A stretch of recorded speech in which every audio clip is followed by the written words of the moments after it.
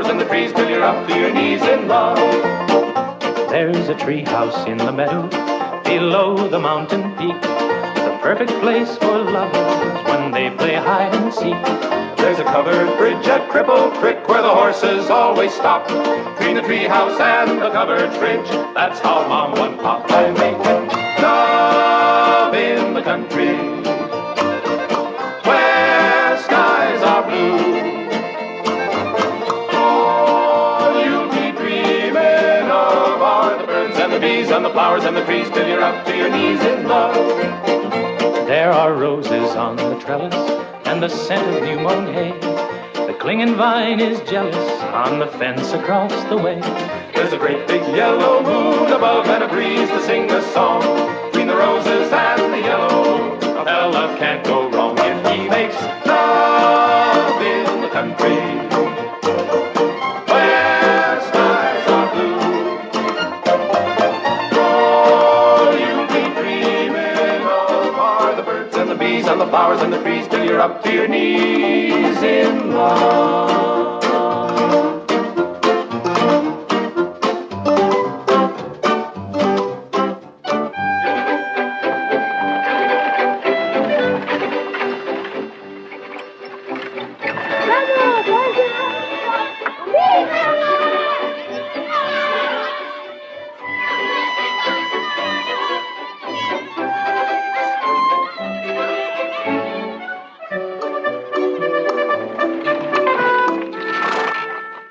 Lord to goodness, not again.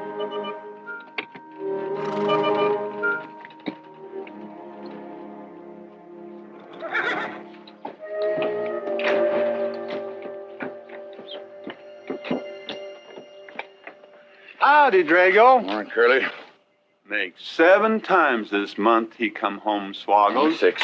7? 6. Once was his birthday. That don't count. Give me my bucket whip. Didn't have anything for breakfast but 2 raw eggs and a mug of honey. No. Curly, Yes, boss. don't say it's a fine morning or I'll shoot you. Get out of here, Bunyan. Good morning. Morning. Carlos, what are you doing up there? I hope I get it this time, Mr. McLintock. My brothers, they got the big hats already.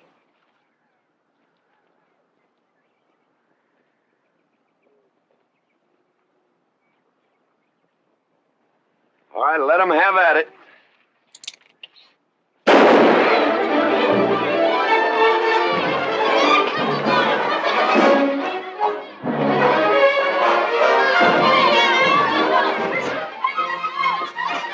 Get over it. Did you let me drive? You promised me you would sometime. No, yeah. Boss, you better watch that turn onto the road. Yeah. You're gonna kill both of us one of these days. Thank you, Mr. Boss.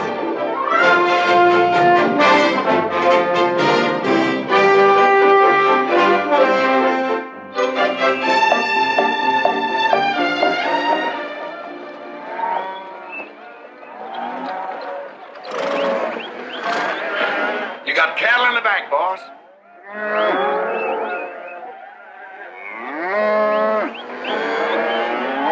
Yeah. Give it up. Yeah.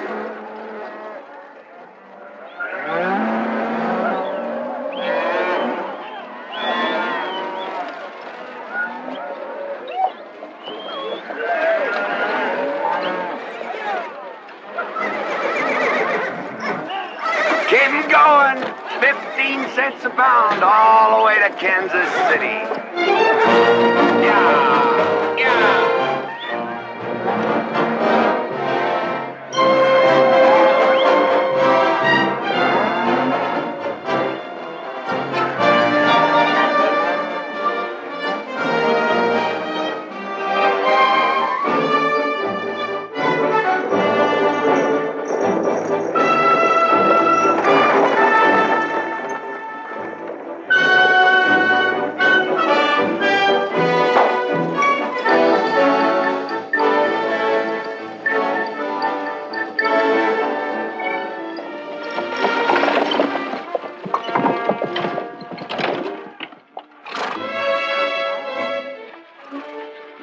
boss, there's one old pensioner I wished you would pass up.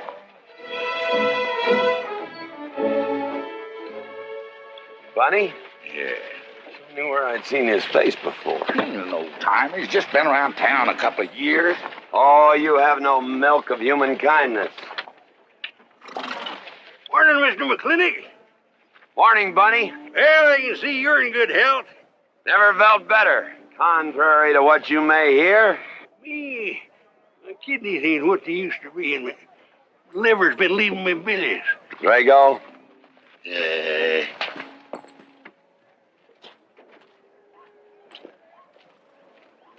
Hello, Ben. Hey, McLintock.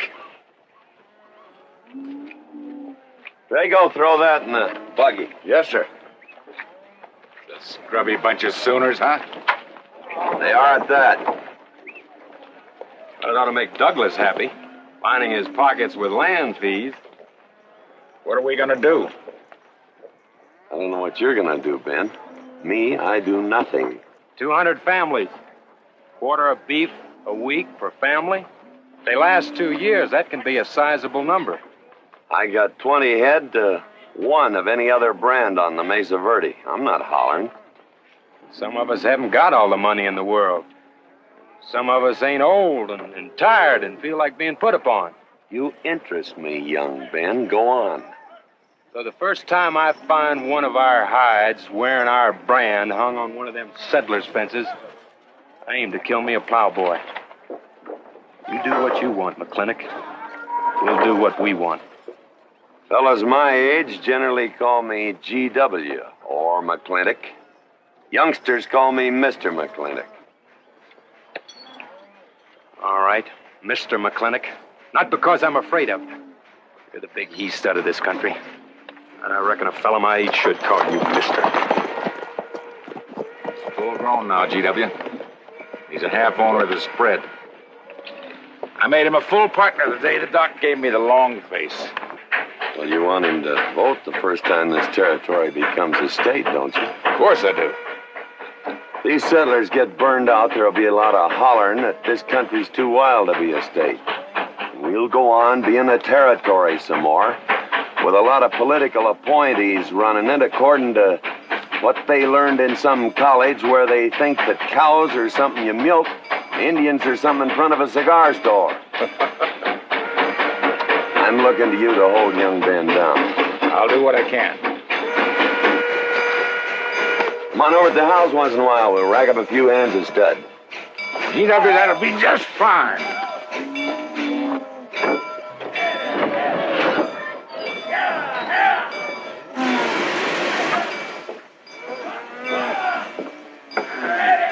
It's a nice morning, ain't it, boss?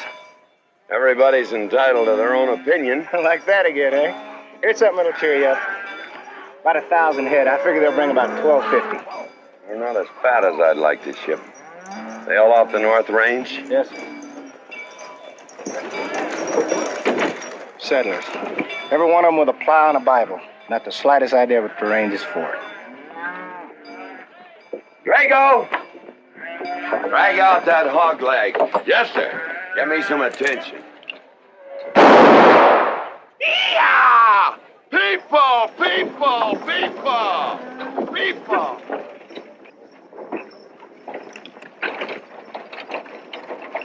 Come on, all of you. Gather round. People, come on. Gather round. I'm McLintock. You people plan to homestead and farm the Mesa Verde. Yes, sir. The government give us each 160 acres.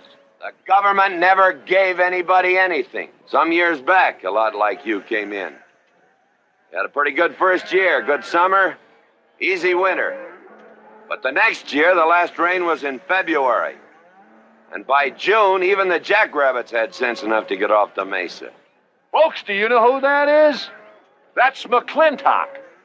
George Washington McLintock. I told him that, Douglas. He controls the water rights on 200 square miles of range. You know that lumber you got? It came from his land. Cut by his loggers and milled in his mills.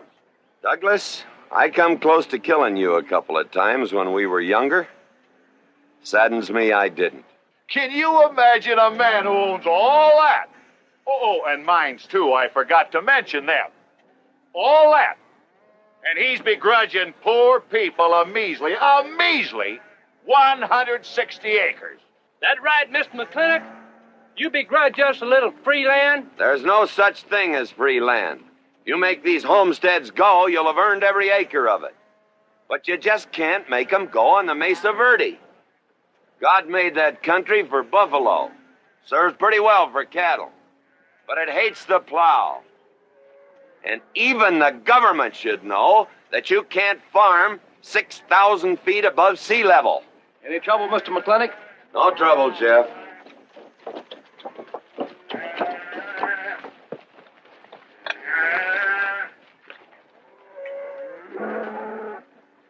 How about you, Douglas? Douglas? Just plain Douglas, eh? And you call him Mr. McLintock. Why? Well, Douglas, I guess it's because he earned it.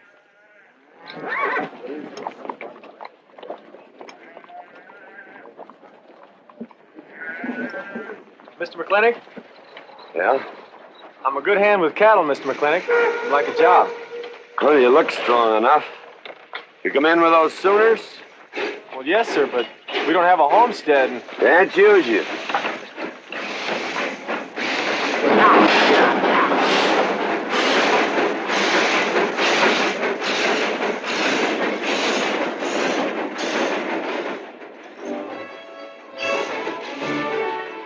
Tough life, ain't it, Sonny? Hell, ain't much future in being a farmer around these parts.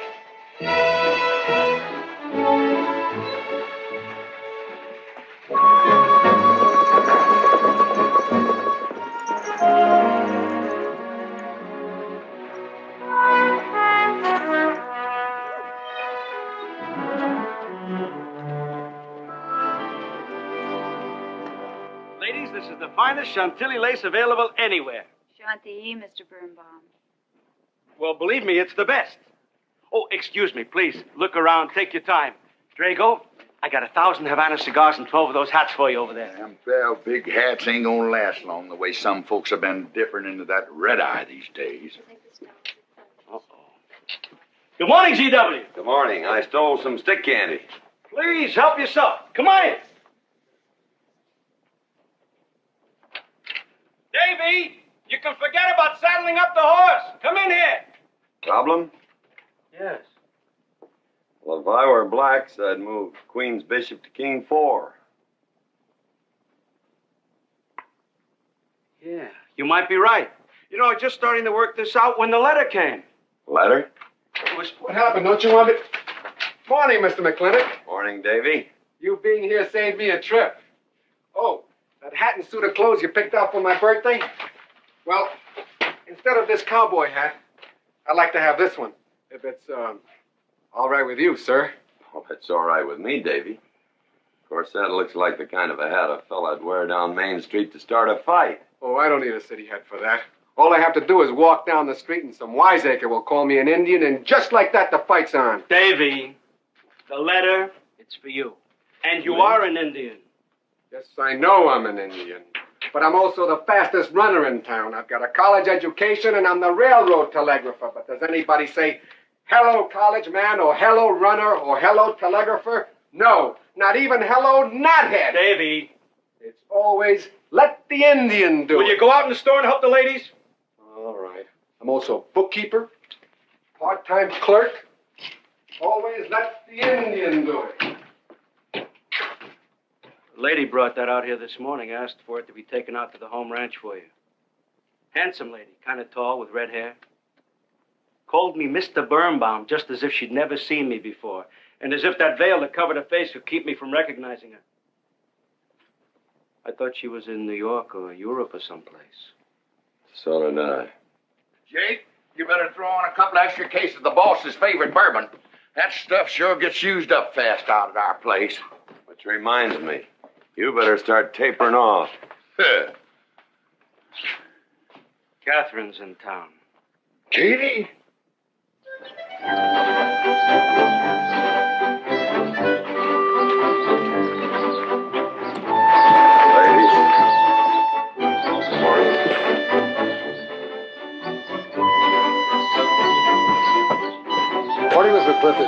morning, Mr. McLintock.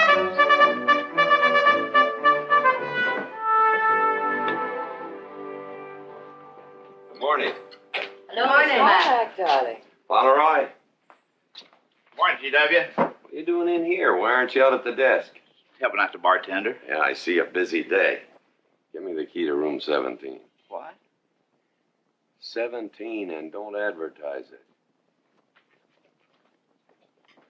Here they come, Mr. McLintock.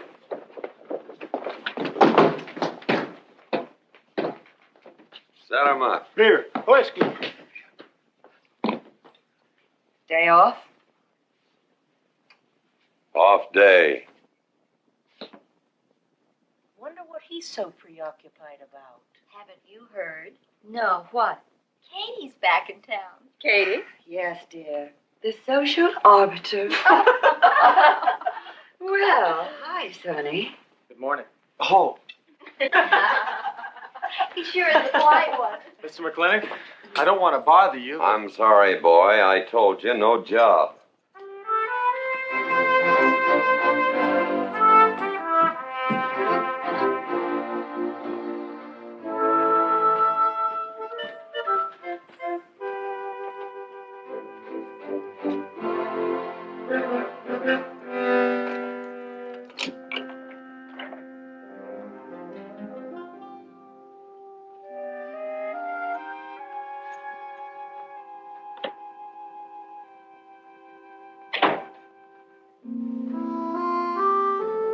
Catherine? George Washington McLintock.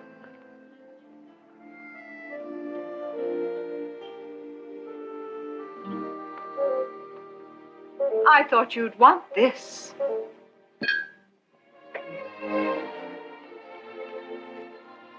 First dig of the spur. But who am I to upset your plans? But you feel kind of silly. I never feel silly. It's because you have no sense of humor. Why couldn't we sit down in the hotel dining room and talk about whatever it is you want to talk about? Or why couldn't you just come over to the house? And have everybody know that we're meeting. Everybody knows, and what's the difference? We're married. That is something I should like to change.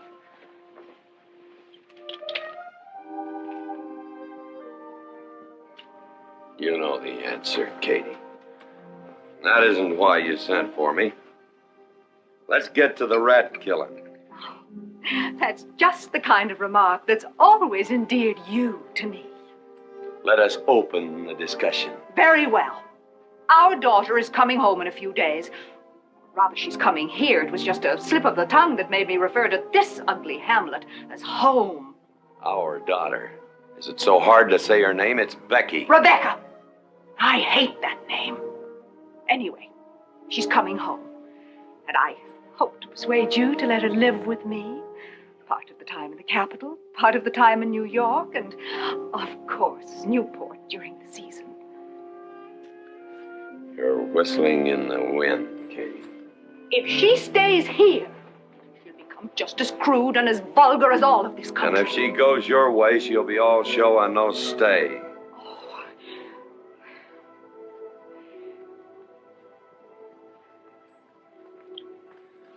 No go, Kate. I hate you. Oh, how I hate you. Half the people in the world are women. Why does it have to be you that stirs me? Animal. That's the story. I saw your picture in the paper at the governor's ball. You were dancing with the governor. At least he's a gentleman. I doubt that. You have to be a man first before you're a gentleman. He misses on both counts.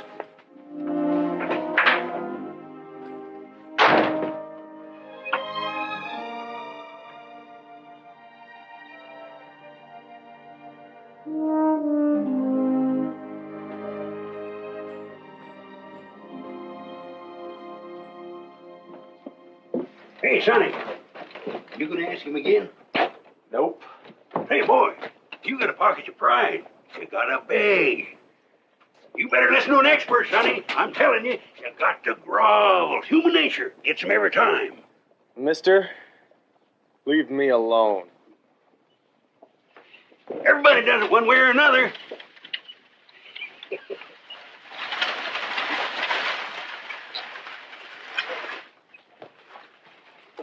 About that job, Mr. McLintock. I already told you, son, I've got no need for farmers, or use for them. Just 1 minute, Mr. McLintock. My father died last month. That's how come we lost our homestead. I've got a mother and a little sister to feed. I need that job badly. What's your name? Devlin Warren. Well, you got a job, son. See my home ranch foreman. He's over at the corral.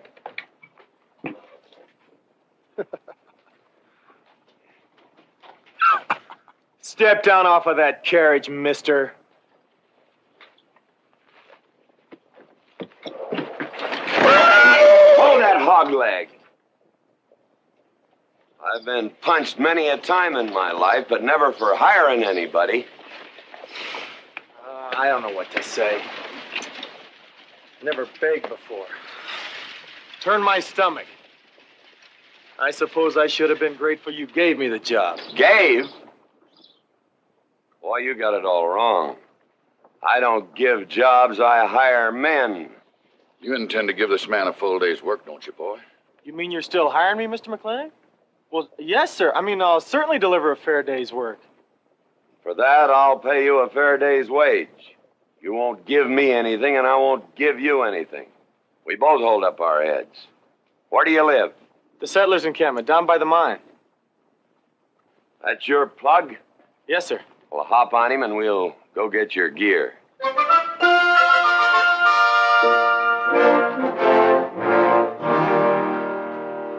Yeah! Yeah!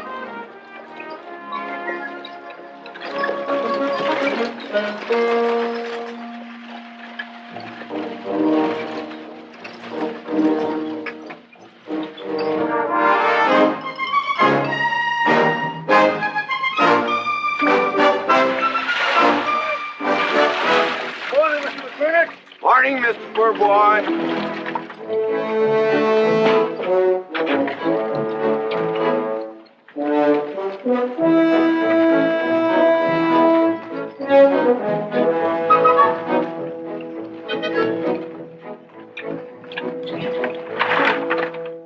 I'm sure that all you fine people are interested in knowing just what portion of this new land will be your new home.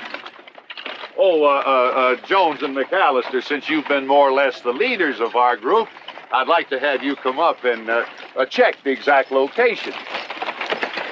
Won't be a minute, sir.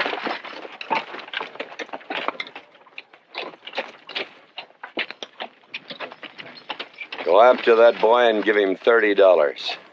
Tell him McLintock pays these riders a month in advance. From the looks of things, they could sure use it, too. Oh, Mom? It's Mr. Drago. More. Well, and what do we owe this visit from the cattle baron? I've got a touch of hangover, bureaucrat. Don't push me. Oh, McLaglen!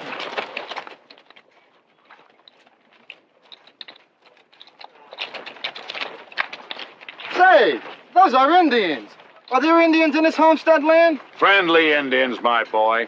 Oh, McLaglen! Oh, running buffalo!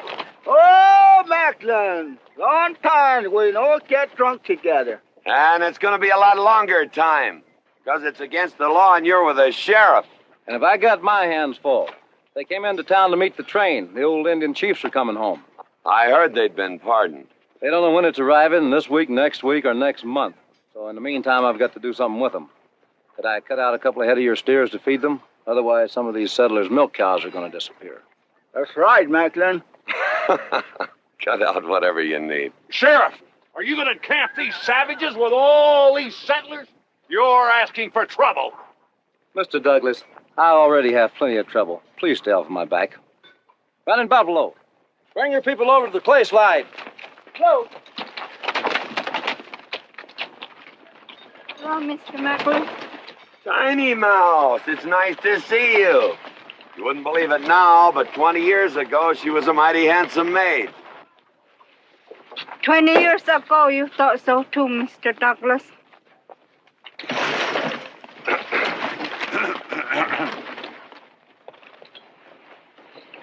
was just like this. I had a dead beat on old running buffalo, and my sharp 50 caliber misfired. That's back in that trouble in the 40s. Remember? I remember. Hey, you won't tell you something come directly from heaven? No.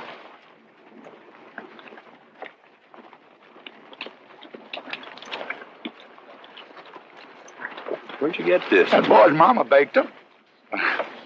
You thinking the same thing I am? She's a widow woman, boss, and she's got a long, hard road home. Hire her.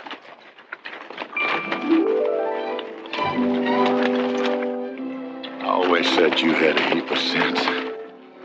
Mr. McLintock, this is my mother. Your mother? And my sister. Pleased to meet you, Mr. McLintock.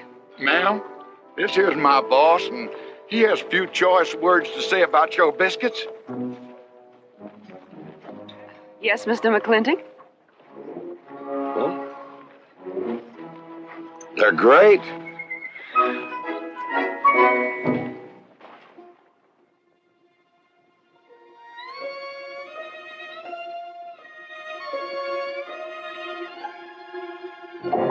Well, you old Cantonese reprobate, how about it? You fire me? I kill myself. I'm not talking about firing you, I'm retiring you. You've been rustling food for us for 30 years. We're gonna put you out to pasture. All you'll have to do is give advice. Be one of the family. I kill myself. I may save you the trouble. But, Ching, you kill yourself, I'll cut off your pigtail, and you ain't never gonna get to heaven. I'll be one of our family. I give you my solemn word. Pretty clumsy family. Drink too much. Get in fights. Yell all the time. Cut off his pigtail. All right, I'll be one of our family. Giúp lấy đó. Phải là giúp lấy đó. Giúp lấy đó, hai. Cảm ơn.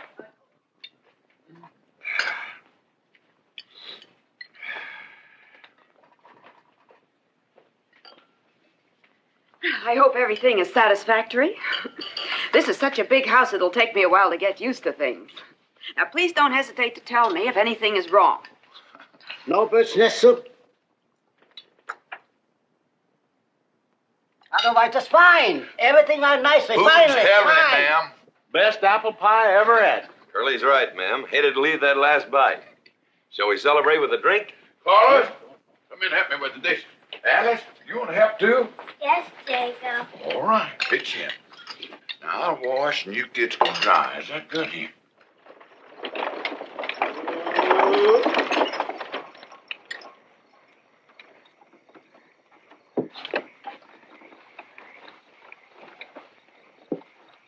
Don't seem possible one woman could use all them clothes.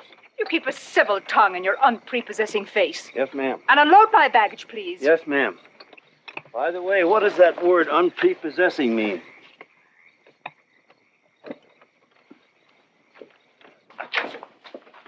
Miss McLintock. Oh, hello, Carlos. Run and help the driver with my luggage. I couldn't trust anyone else in this house to do anything correctly. Luggage? Give him a hand, Curly. Yes, boss. Mr. McLintock? Are you moving back in? Yes, but nothing has changed except my place of residence. And I'd be willing to put up with savages rather than be denied the company of my daughter. And I'm proving that by moving in here. Mr. McLintock, since it's my first day, would you excuse me if I, Go ahead. Oh, Catherine, this is Dev Warren. He joined the outfit today. Please, ma'am. Thank you. Well, how refreshing. A polite young man here. Where did he come from? He's a farmer. A farmer? Well, I'll be doggone. Kate, welcome home. What on earth are you doing in that idiotic-looking outfit? And don't you dare call me Kate. That's my butling suit. I'm butling for the boss. And I'm sorry, Catherine. That Kate kind of slipped out from the times I remembered you as being nice people.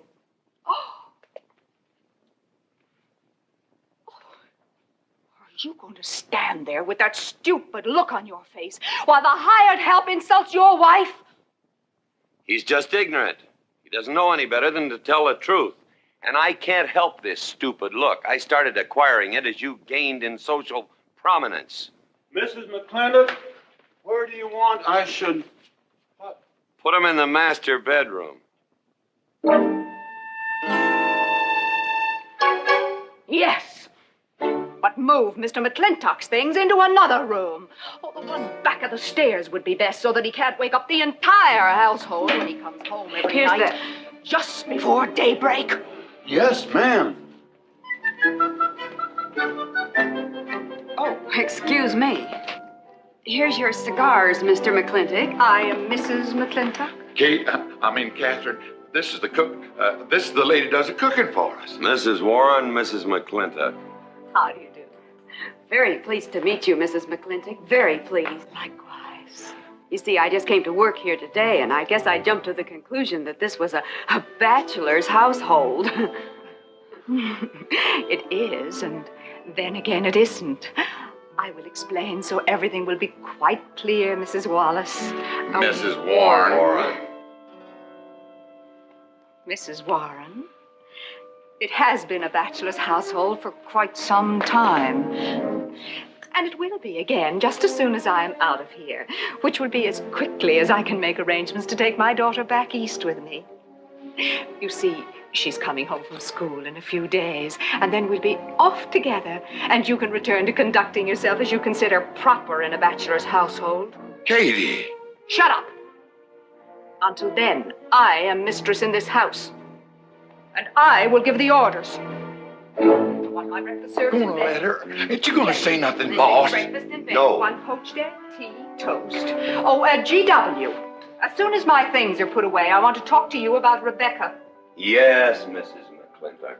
Indeed, Mrs. McLintock. Of course, Mrs. McLintock. The toast, lightly browned and unbuttered.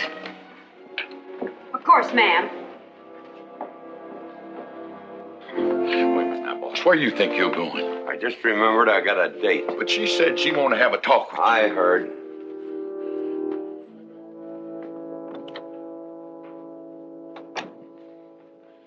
Good evening, Lem.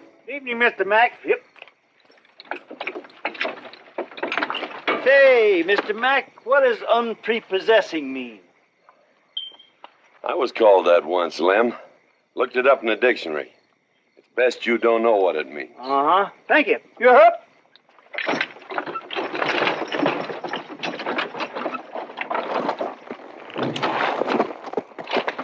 Hey! What am I gonna tell her when she asks where you went? When in doubt, tell the truth. She wouldn't expect that from you anyway. Where's Mr. McLintock going? There he goes, burning his last bridge. You see a yellow streak about a foot wide running up down his backbone. Well, Mr. McLintock? He ain't afraid of nothing. I once thought that.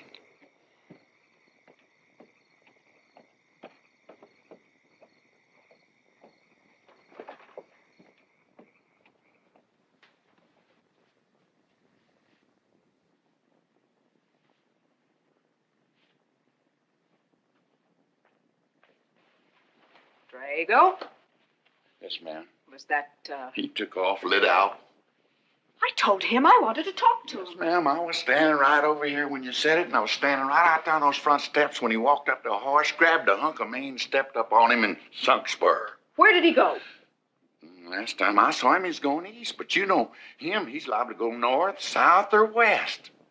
Get me a carriage. Yes, ma'am, but But what? maybe you shouldn't follow him into maybe where he's going into. What does that mean? I don't know, but I wish I hadn't said it. I'll just get the carriage. Yes, ma'am. What happened? Get the brooch. Baruch? Hitch it up. She wants to go to town. But Mr. McLintock never said anything to me about it. Look, young fella, I'm the ramrod around this place, and you better start giving me a yes, sir. You're gonna get the roof of this house pulled down on your head. Yes, sir.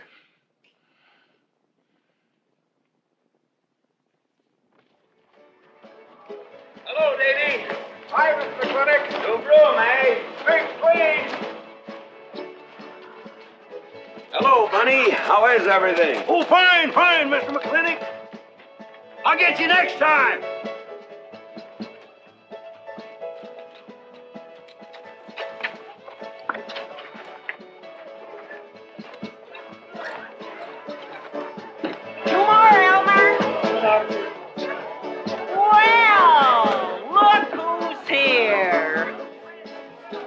it be, Mac? Same as usual?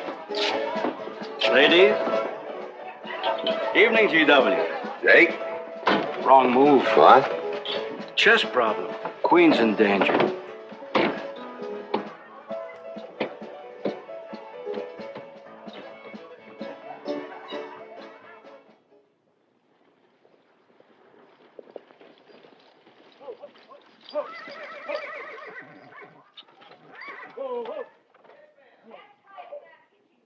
I suppose you can do that. Camille, you're on your own. Mr. McLintock?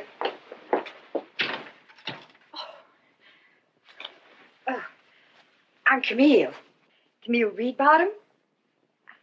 I'm learning the game of chess. Thought it would give me something to pass the time.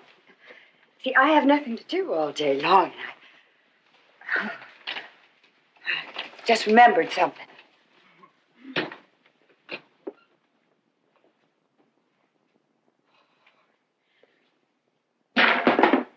Catherine, I didn't hear you come in.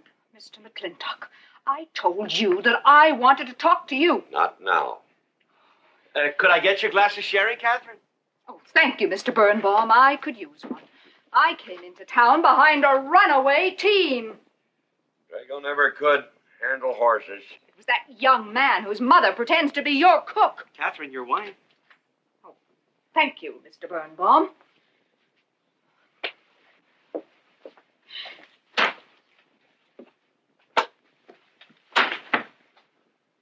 Now, Mr. McLintock, we have an awful lot to talk over. First thing I learned about Indian fighting was to wait for daylight. What has our conversation got to do with Indian fighting? Indian fighting is good experience for our kind of conversations. Oh. It'll wait, Catherine. Evening, Sheriff. Mr. McLintock, we had quite a ride out here. Oh, I finally got that team settled down. It's your move. No, it's your move. I just castled. Now, look here. You're not going to sit here all night long and play chess when the matter of our daughter remains unsettled. I am going to remain here and play chess, and the matter of our daughter is settled. She stays. Oh, such stubbornness. Catherine, your hair. Oh, it is a mess after that awful ride. No. It's just that I haven't seen you for a long time. And it seems to me the last time I saw you, your hair was a little darker, no?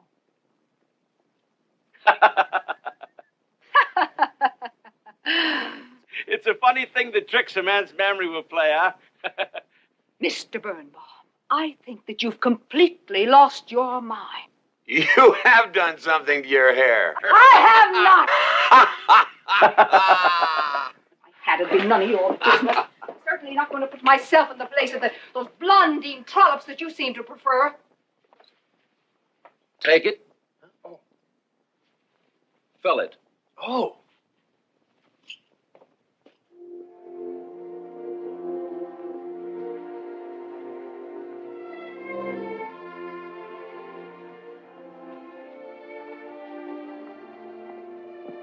Morning.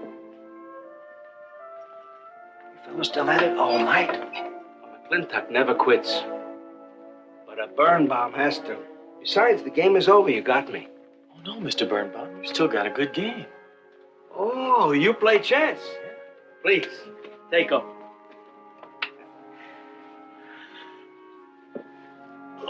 Pretty good. Fair. Well, looks like I won't have to come into town always to get a game. Remember, I'm a bad loser. It's your move. Yes, sir.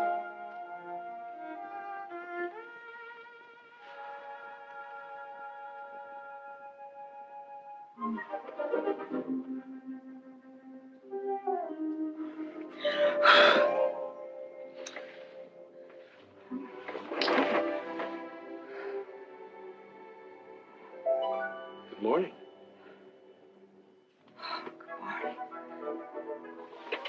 Oh, it's morning already. Mm-hmm. Cup of coffee?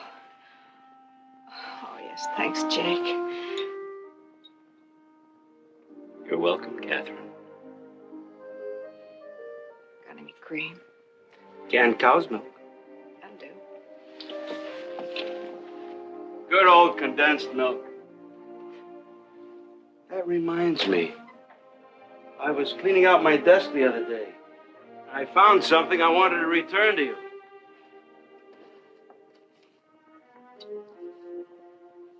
Here it is.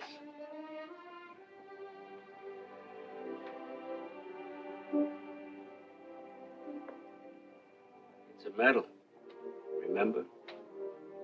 From the President of the United States of America to First Sergeant Michael Patrick Gilhooly for bravery above and beyond the call of duty.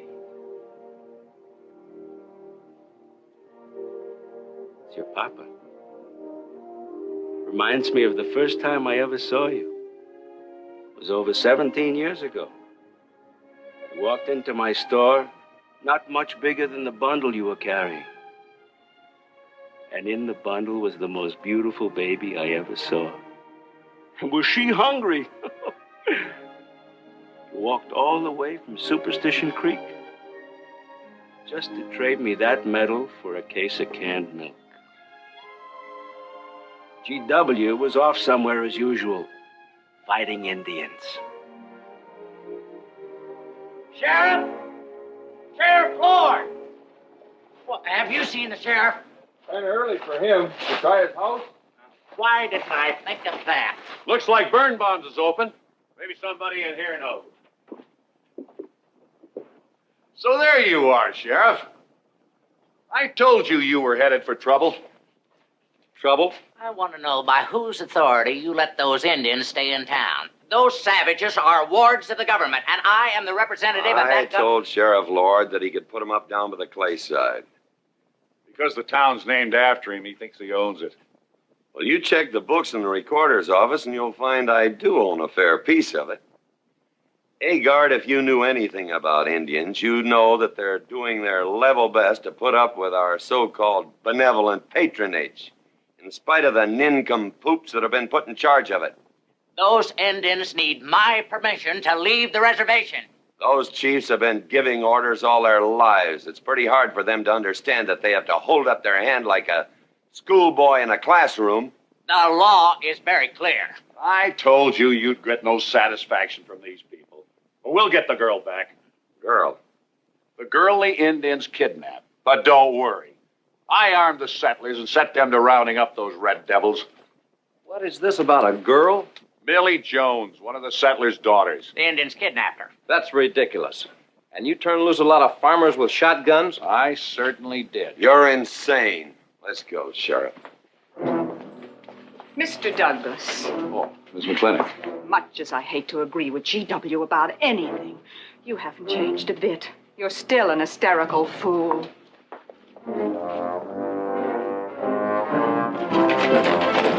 Coming to town, I got worried. What about? Thought maybe Katie shot you. Not yet, Drago, but it took restraint. Wait a minute. You better take Agard along. Not that he'll be much help. Drago, have him on the horse. Just a minute. Well, I'll drive. yes, ma'am. Agard, what are you doing? Thank you, Agard! Agard, this is serious! Stay with him, Agard! Stay with him! Agar, will you stop showing off and getting this buggy? Mercy. Mercy. That horse is a little green.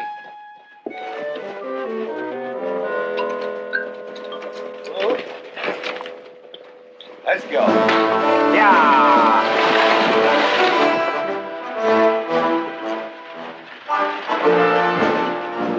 Just where do you think you're going?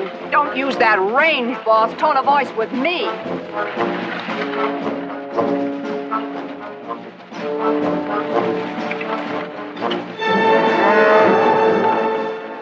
Carter! Headed for Mr. Poor Boy's mine. Mount up some riders. Right, boss. You heard the man.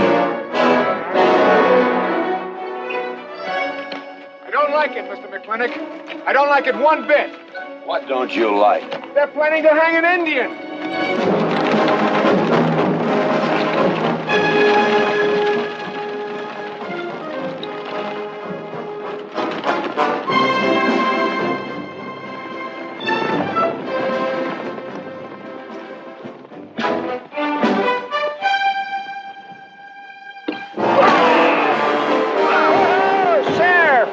funny. Where's the whiskey?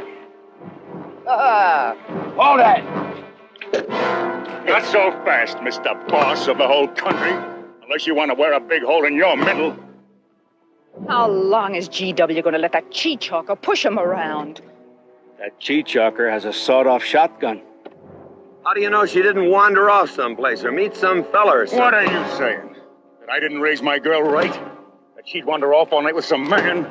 There's a lot of things I'm not saying to you, mister. Well, you got a sawed-off shotgun in my middle. But how do you know this Indian had anything to do with it? She's gone, ain't she? She's gone. Pa! Pa! I'm over here! Pa!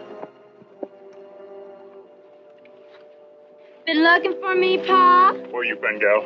Young Ben took me for a sunrise ride, and the horse wandered away. You come down over there. But, Pa! She's telling the truth, Mr. McLintock. We wasn't doing nothing. Well, that's not important right now. The important thing is that you don't draw that hog leg, or this'll be worse than Dodge City on Saturday night. You get on, back to the wagon. I'll tend to you later. Now for this young whippersnapper. Now, no harm has been done. And young Ben here is one of the nicest boys in the territory, so just put down that shotgun and I'll let's teach forget him to fool with Mike. Now, we'll all calm down. Boss, he's just a little excited. I know. I'm going to use good judgment. I haven't lost my temper in 40 years. But, Pilgrim, you caused a lot of trouble this morning. Might have got somebody killed. And somebody ought to belt you in the mouth. But I won't. The hell I will.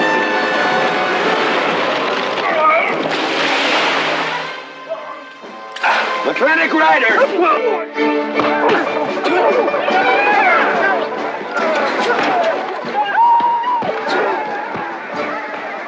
Aha! Oh, Markland! Hey, Buster! Remember me?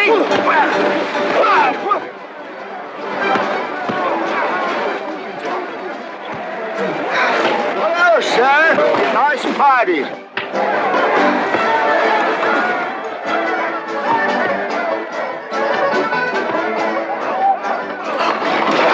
Do you think you ought to? I ought to what?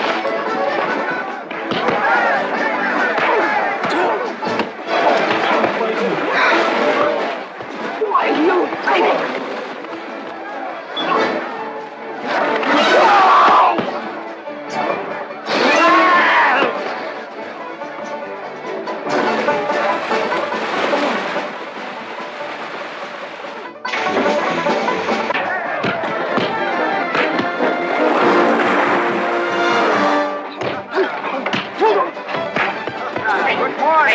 I want to work with you.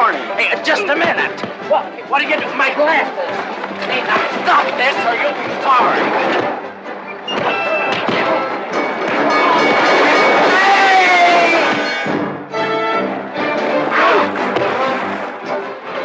Stay out of this, Jake. It's everybody's war!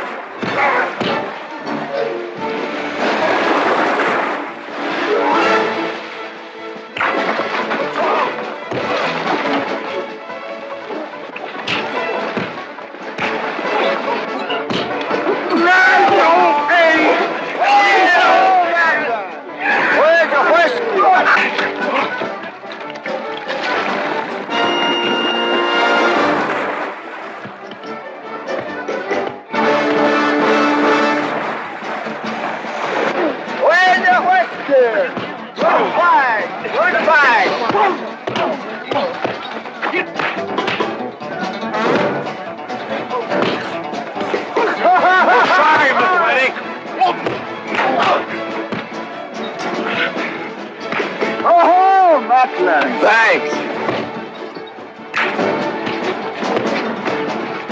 Aha! Very funny. Yeah, very funny.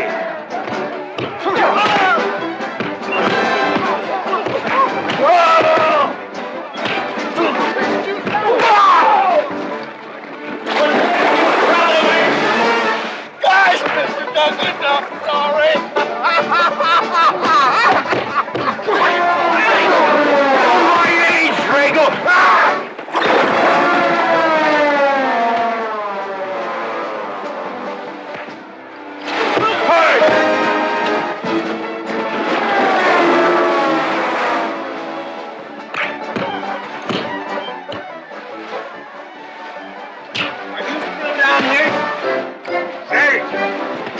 Horse wanting away, huh? Honest, Mr. Jones, honest. Oh, get out of my way. Nice left. Thanks. I went to college. For this, you don't need college. You're not getting me down there.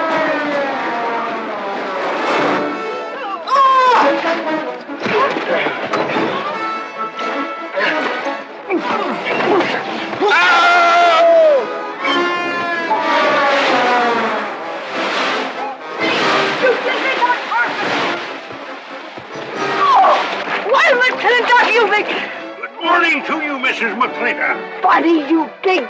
Yowie!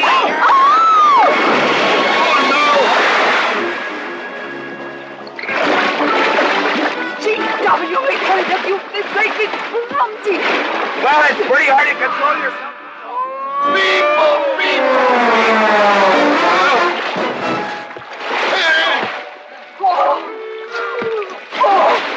Oh, Macklin! Oh, Macklin! Oh, party! But no whiskey. We go home.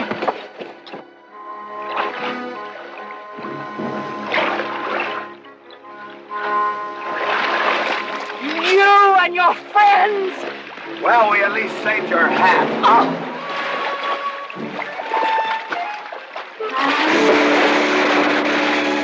Where is everybody? Oh, for heaven's sakes.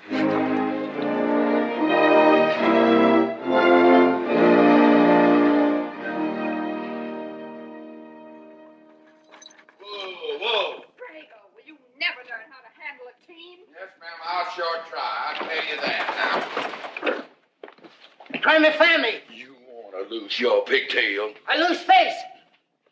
Lousy lot of tips. You want to lose more than that? Kate, Yes? we could be a big help to one another. Like what, may I ask? Well, we could wash the mud off of each other.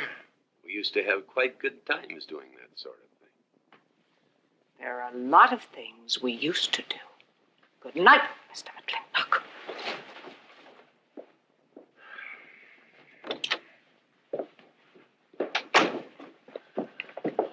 Any luck? What are you talking about? I mean, divorce. She still want it? Yeah. You know something? Women are funny. She fought like a wildcat on your side out there this afternoon. Come home, she slams the door in your face. That divorce business, is that what you get when you pay a woman not to live with you? That's about it. Some women I've known it'd be worth it. You know, if we had any moral character, we wouldn't be standing here covered with mud drinking when we should be washing. G.W. Drago.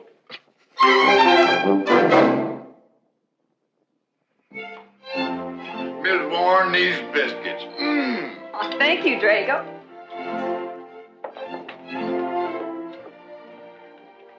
Good morning, Mrs. Warren. Good morning, Mr. McLintock. Breakfast for the boss?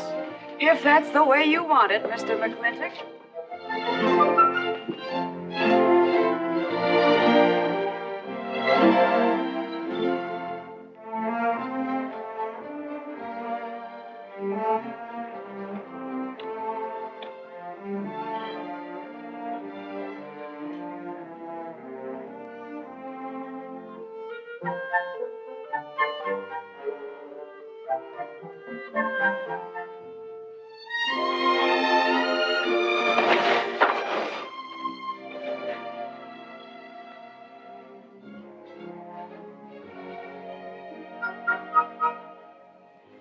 One poached egg, tea, toast, lightly browned, and Why, Mrs. McLintock, you have a black eye. I do. Ooh.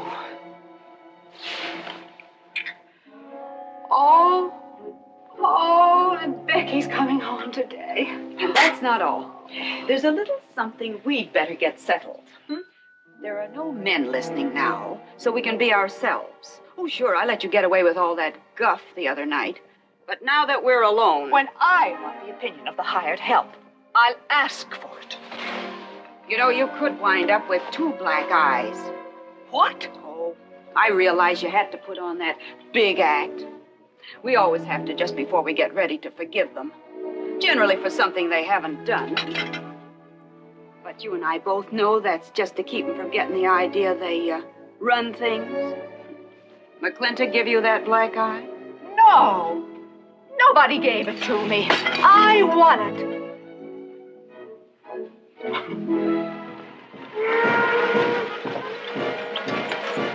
Morning, Davy. Morning, Mrs. Beach. Mr. Beach.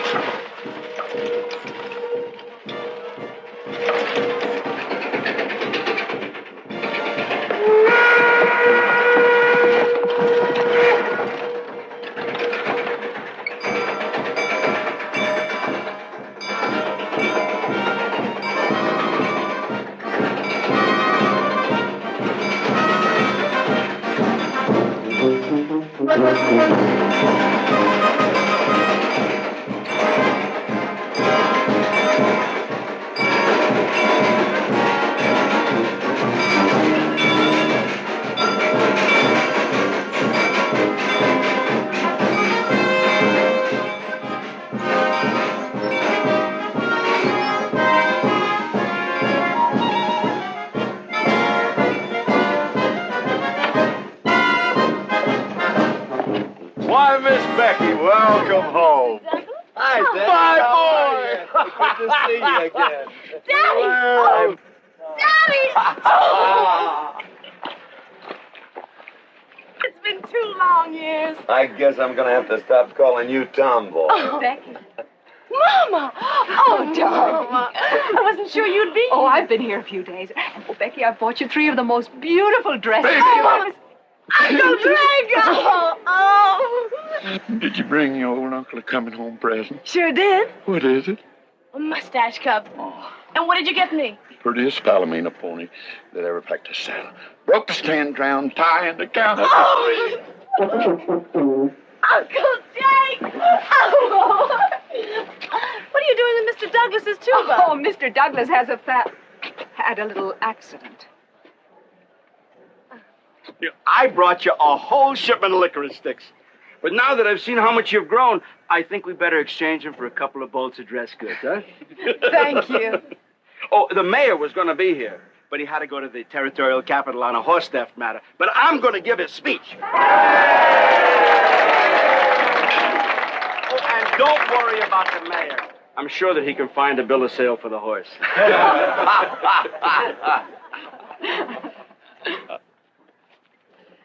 Ladies and gentlemen, we are here to welcome the fairest... What am I doing?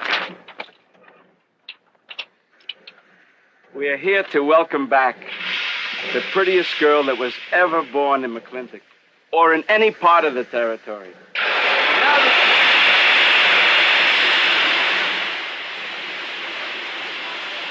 Hey, Davy! Yeah? Got something for you. Master up at the junction told me to let him ride, so I locked him in here. I've had my scalp a long time, and I aim to keep it.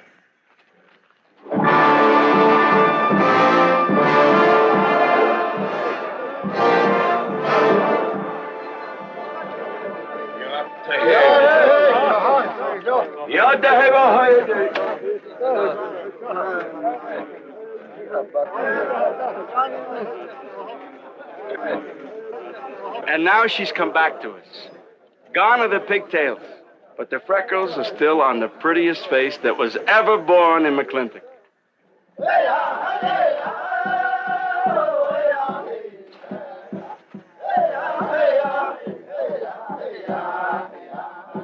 Hey, that's Puma. And it's true. The government did turn them loose. Good old Puma. I'll never forget when he brought G.W. home.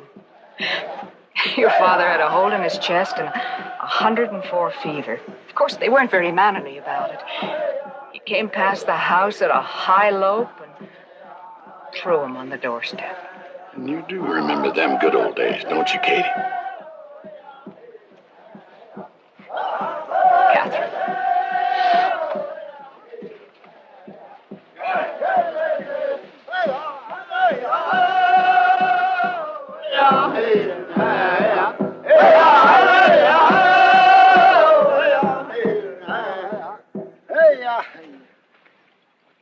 Yatta my friends. Yatta Puma, honored enemy. Does big McLintock forget? Also blood brother. No, I'll never forget that. All wound. Does it hurt still? I feel it when it comes on to rain. Inch higher and I wouldn't have had to worry. Our big McLintock, that was remembered fight. We return with news. Our people have more trouble. You see, I learned good English now, big McLintock. Learned in white man's jail. But we would have you talk our cause at government hearing. I understand that Governor Humphreys is going to preside at that meeting. Yes, Puma, I'll translate your wishes. Mr. McLintock, could I impose upon you to use your Comanche to tell these Puma chiefs... is chief of the Comanches, and he speaks English very well. Oh, well, your people will have to follow my instructions to the letter. It is the law of the land... Hold on, just a minute. Well, for heaven's sakes.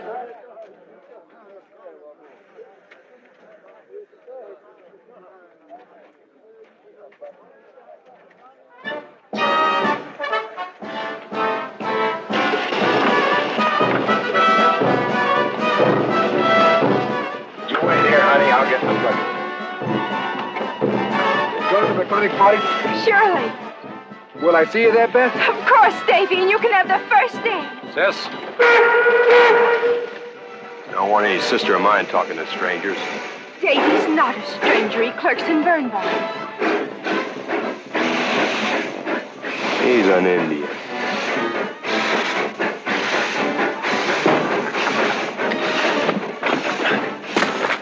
Darn you, Drago! Now look what you've done. Baby, this is Devlin Warren. He works for you, Papa. Dev, this is Miss Becky McLintock. Those are my things. Yes, ma'am. Oh, I don't own you anywhere, Miss Becky. What do you mean?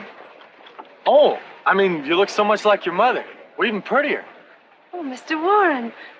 Mother's much prettier than I am. Many a fight started with words like that. Come on, get in the boat. Hello, Ching. We got jelly pie for dinner. Oh. I'm not cooking. No, he's not. Junior! Yes, Miss Becky. You remember Junior Douglas, Mama? Oh, of course. How's college? Valedictorian, 95. Oh, congratulations. Oh, Mr. and Mrs. Douglas, we will see you at the party, of course. Oh, delighted. Well, it'll be pretty hard to keep young men away. Yes, sir. Drago? Yes, boss. Baggage all loaded. G.W. You remember young Junior? Oh, yes. Like father, like son. Oh, Mr. McLintock, I hope you don't think I'm being presumptuous in asking for the honor of calling on Miss Rebecca. Well, there she is. Ask her yourself. Thank you, sir. Ching, now I'm going to get fired. Get up out of here. Thank you, sir. Thank you. How do you know me, man? I'll see you at the party, Junior! Yeah. Yeah, what? Like father, like son. What did he mean, Matthew? Come on, Ching. Grab a root and growl. 我係佢工人，唔認真做工。我係嗰啲人，我死唔係乜嘢生活做啊？我呀，快坐啊！ Well, you're doing a good job, Miss McLintock. Thank you, Miss Flora. Deb, when you're finished there, go over and help Drago with the beer cakes. Yes, Mom. Deb, could you come and help me a minute?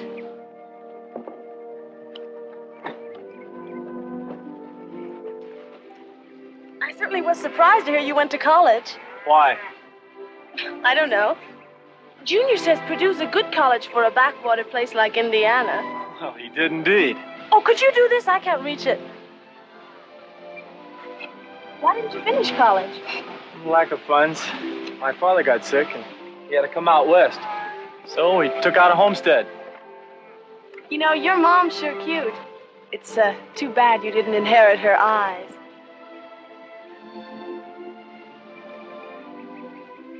Well, you'd been lucky if you'd inherited a few things from your father. Oh, really? For instance? There's common sense, for instance. Common sense? Yeah. You don't see him being fooled by some dude like Junior Douglas. Junior's not a dude. He's nifty. This needs a woman's touch. And besides, he got a letter at college. What sport? Glee club. Very strenuous. Don't you dare hug me! Oh! I have no intention of hugging you. Oh!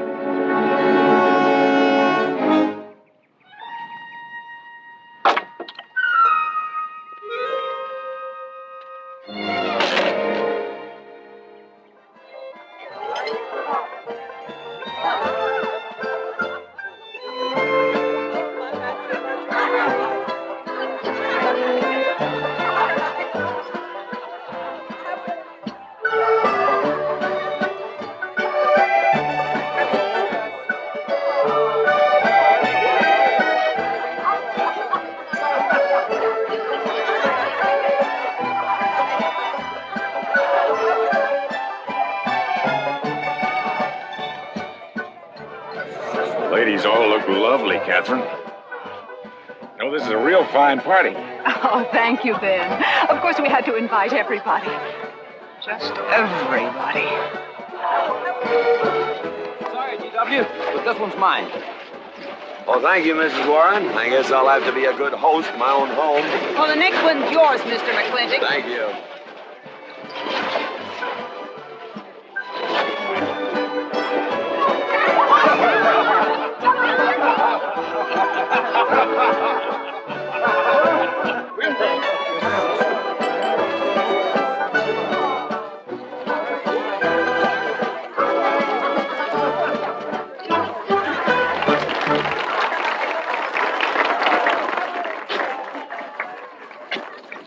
Drago, go and do what I told you to do.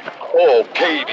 Catherine, and do as you're told. Oh, Drago, do this. Drago, do that.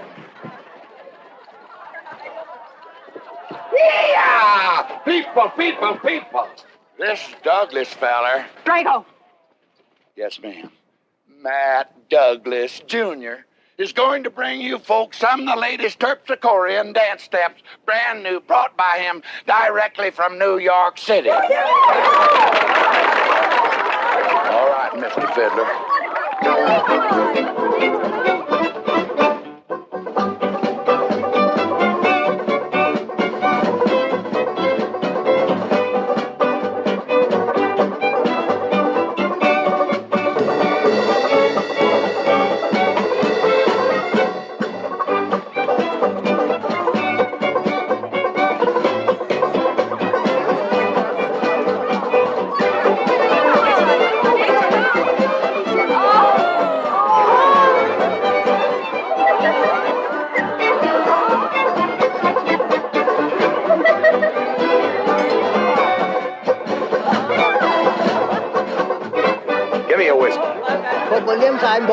What? Just turn a 10-gallon party, boss. We'll run out of whiskey. Well, I can take care of that,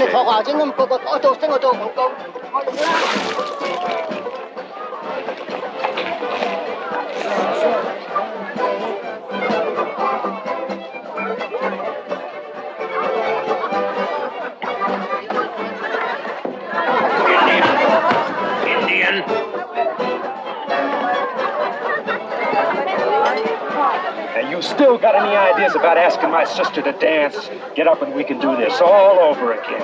Yes! That's enough. You fought it. It's all over. Quit butting in, Birnbaum. He's a hired man, not your son. Look, you fought him fair and square. I don't think it was so fair and square.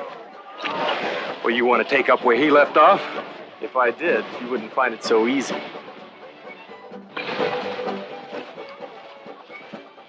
Now we've had enough of this. When are you going to quit walking away? Just as soon as we're out of sight of the party. The lesson I learned back home, don't fight in front of women. Well, we're out of sight now. So we are.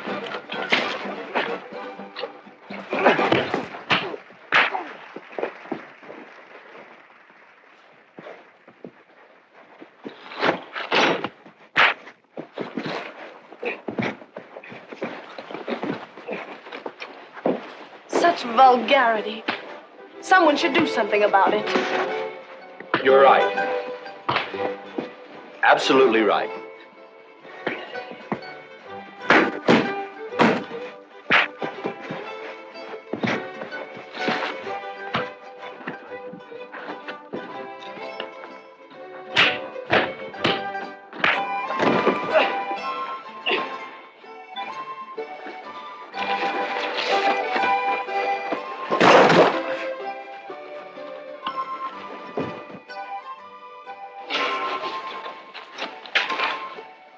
Young man?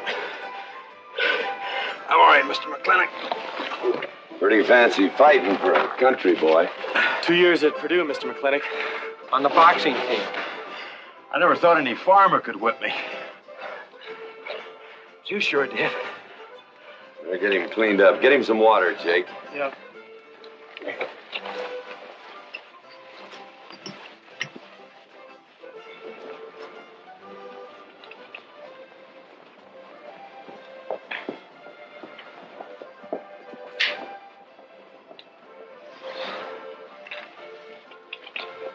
Get yourself cleaned up. Go ask that girl for a dance. Who? Oh! Did I miss one? Oh. Where is he? I'll find him, that young whippersnapper. Trouble. Where is that farmer boy? Where is he? Where is he, G.W.? Oh, so you're the young farmer boy that whipped my nephew. Well, I'm Fauntleroy Sage, young Ben's uncle. Well, I'm no farmer, but if you're young Ben's uncle, yes, I whipped him. And you're intruding. What's intruding mean? Butting in. Oh, so he's insulting me. Well, then I got another reason for walloping. Besides, on account of him thrashing my nephew, young Ben. Fauntleroy, you can't get mixed up in these youngsters' quarrel. Family honor. I can't have said a farmer whipped a sage. You're twice his size. Don't let that bother you, Mr. McLintock.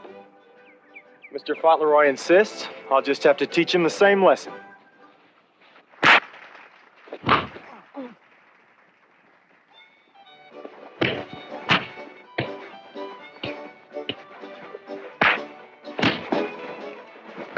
Say!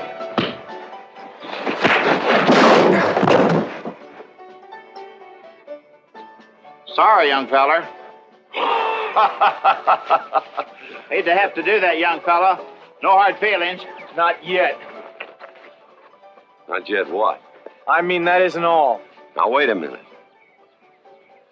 Fauntleroy, we're going to make this a fair fight. Of course we are. Of course we are, G.W. There'll be none of this. I wouldn't do that, G.W. You wouldn't do... No, I wouldn't do that. And Dev, I don't want you kicking Fauntleroy in the knee. He didn't do no such thing. And none of this nose twisting. He's all yours.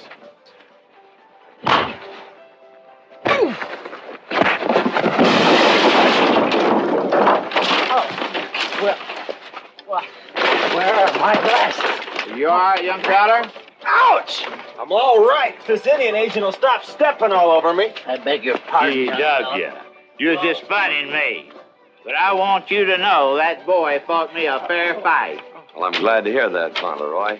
Here's my uncle. Fauntleroy, what have you been doing? I hope my uncle didn't bother anybody. No bother. I think we'd better join the ladies before they get curious. Drago. Fauntleroy, let's line them all up for a do-si-do. Jake, you think tincture of arnica would help? Could be. Used to help you. Gentlemen, to the medicine cabinet.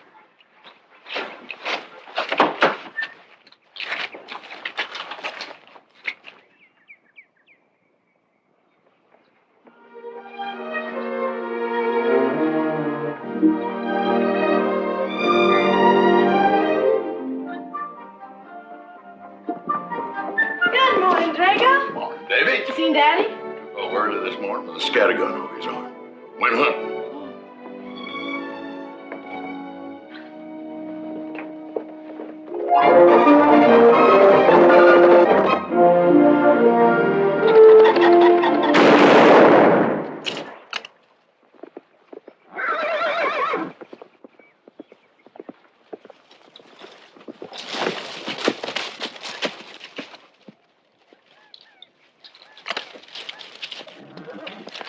morning, Daddy.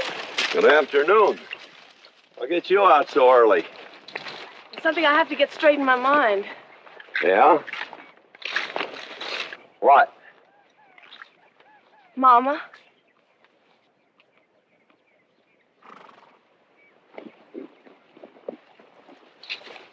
Why'd you and Mama stop living together, Daddy? Why'd you separate? Aren't you going to answer me? No, It's sort of my business, I think. I don't. Is it another woman? Usually is. At your age, you always know what's usual. Is it Mrs. Warren? Becky, I don't want to start laying the law down your first day back home. But I'll have no more such talk. First time I ever saw Mrs. Warren was last week. She has a job here at which she's very good. And I hope you'll have the good manners to not pry into other people's business. Your mother's and mine. Pretty good shot, Daddy.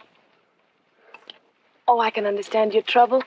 Mama's often so petulant. Petulant? You learned a lot of words back east, Becky. Wish to God they'd have taught you some meanings. You were only about 6 months old when your mother stayed alone with you in a sod hut under 8 foot of snow, while I moved the herd 300 miles south to try and save it. Saved about half of it. You were a little more than a year old at the time of the great Comanche raids. We stood off 500 Plains Indians for 9 days. Petulant, Becky? I think you better go on home. See that Ching gets those birds.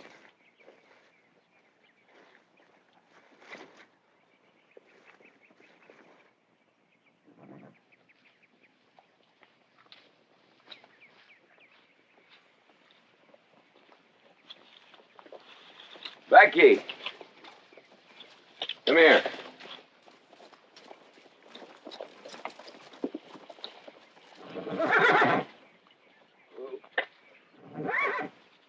Something I ought to tell you. Guess now's as good a time as any. You're going to have every young buck west of the Missouri around here trying to marry you. Mostly because you're a handsome filly. But partly because I own everything in this country from here to there. They'll think you're going to inherit it. Well, you're not. You're going to leave most of it to the nation, really. For a park. Where no lumberman will cut down all the trees for houses with leaky roofs.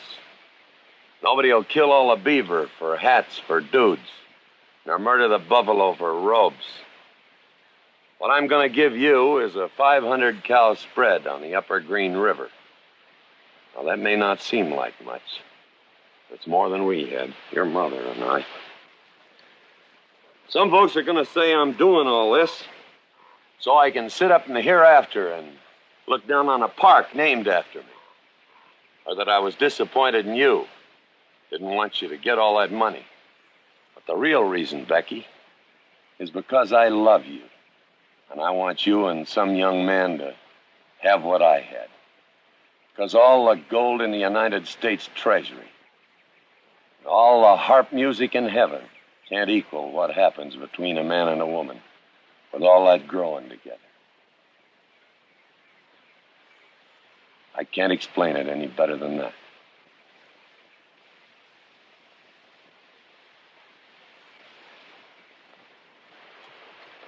All right, Daddy.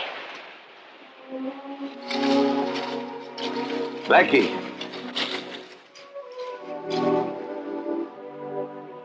When you're as old as I am, you'll thank me for this. Daddy, I'm full grown. I wasn't worrying about me. I was thinking about you and Mama.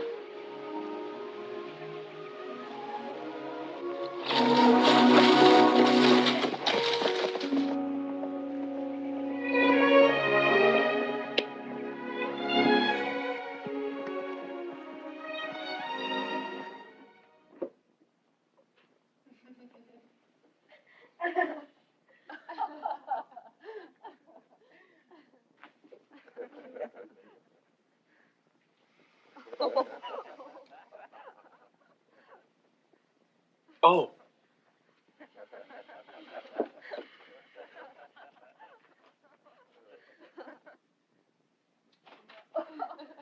Well, sir, all three of them fell right out of the carriage.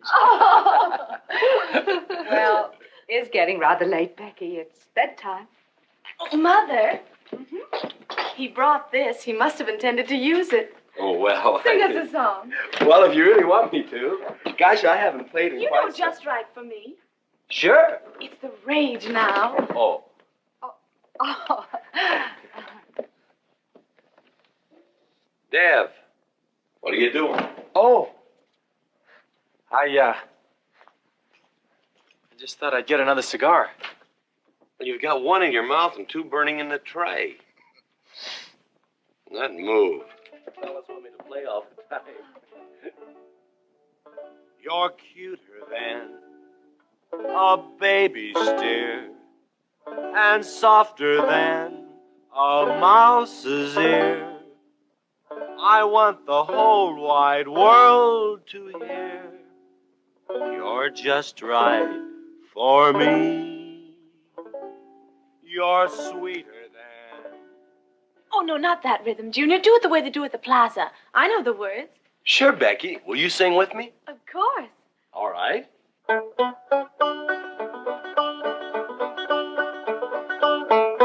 I love a man who's witty and smart and clever.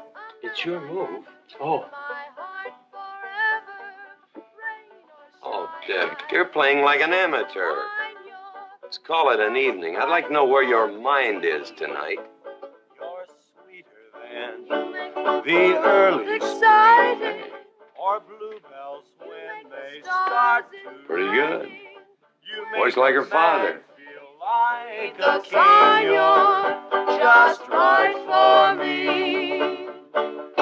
Sweeter than honey, finer than wine. I'm sure they found you on that honeysuckle vine. I would melt in your embrace. You disappear without a trace. To die like this is no disgrace. This is the time. This is the place for you. Just right for me.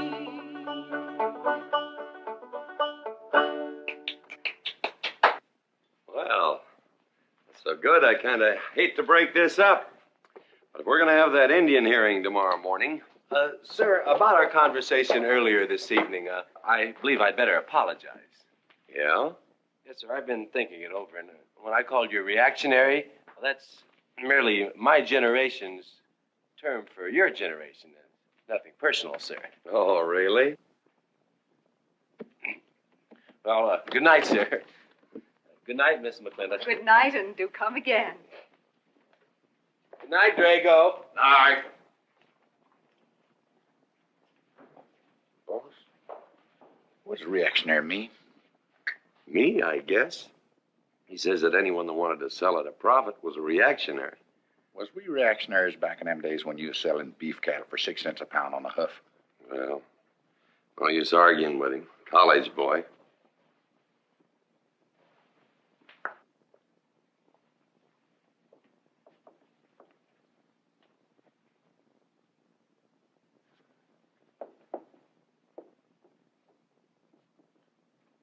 Devlin Warren, if you was my kind of man, you wouldn't let some dude walk off with the prettiest girl west of Denver without putting up some kind of fight. Does it show?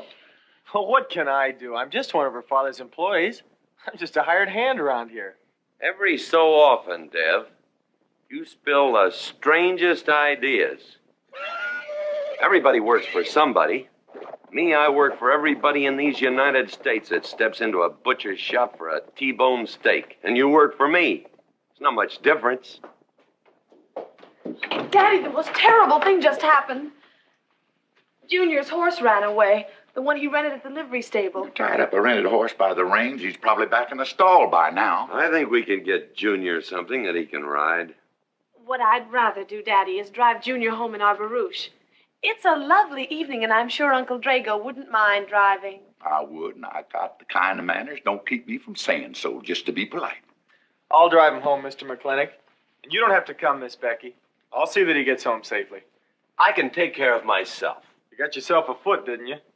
Dev, get the carriage. Drago? I'm going with them. Now you got me wrangling dudes.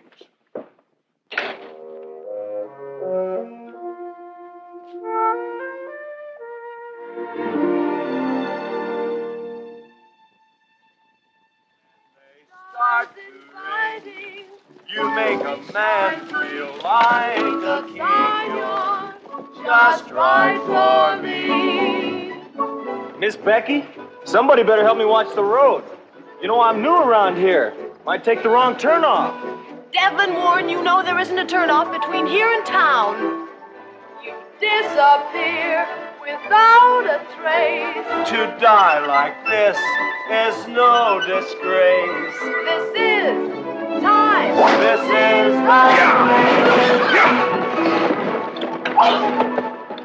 Devlin Warren, what are you trying to do? Kill us? Rather have your friend drive?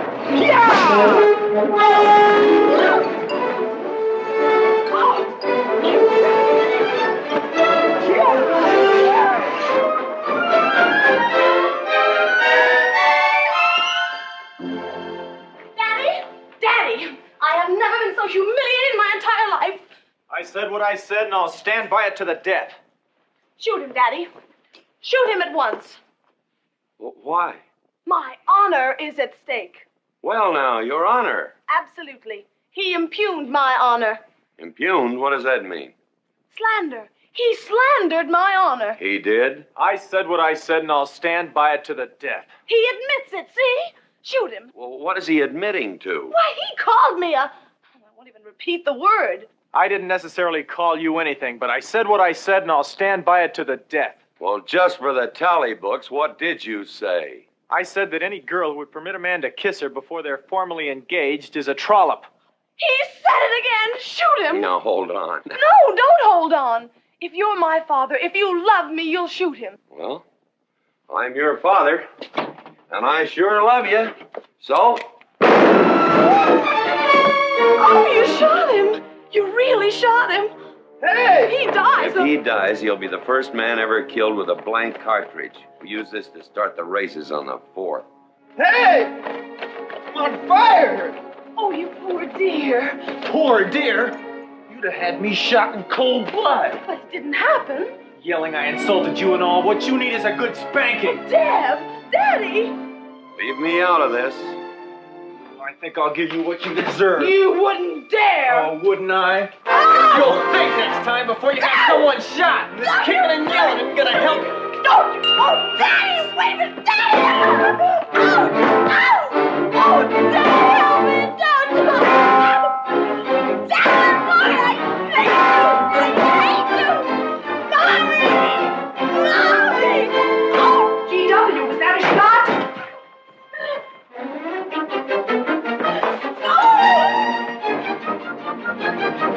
Oh, Becky, what happened? He spanked me. You spanked my daughter? Dev. You mean you stood there while that brute beat our daughter? G.W., what's happened to you in the last 2 years? Better part of valor, son.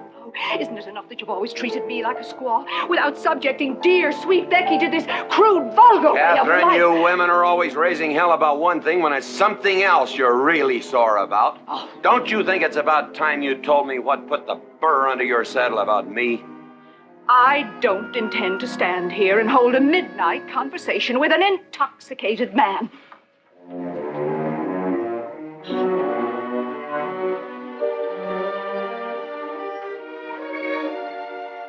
And I am not intoxicated. Yet.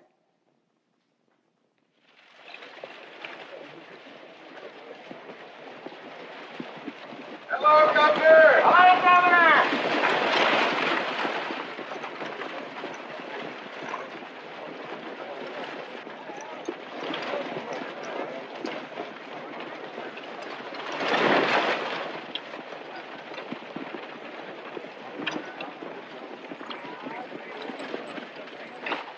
Chief, Puma? Yes, Sergeant.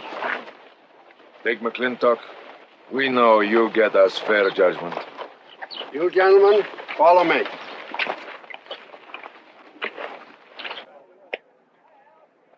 Well, Jake? GW?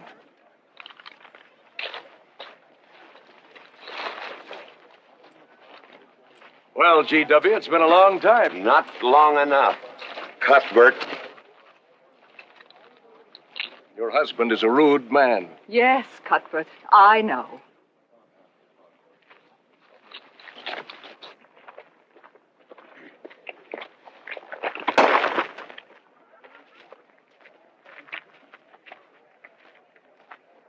Where you want the Indians, Mr. McLintock? Mr. McLintock is not running this hearing. Sergeant, seat those Indians. Yes. Gentlemen, be seated. You know, the whole tribe here want to come into town. Proceed, Lieutenant. This hearing is now in session. Governor Cuthbert Humphreys presiding. Good luck, Daddy. Afraid it's a packed court. Government Edict number 826 has ordered that the Comanche Nation be transferred from their present reservation to Fort Sill. It is the government's claim, as filed by Indian Agent Agard, that these chiefs, after being released from prison by a kindly government, did then rouse and incite defiance among the tribe against said order. It seems, gentlemen, that although some of these chiefs speak English, Chief Puma is quite at home in our language, they have chosen Mr. McLintock to be their spokesman. I speak for the Comanche. Or rather, I offer this translation. Proceed, Mr. McLintock.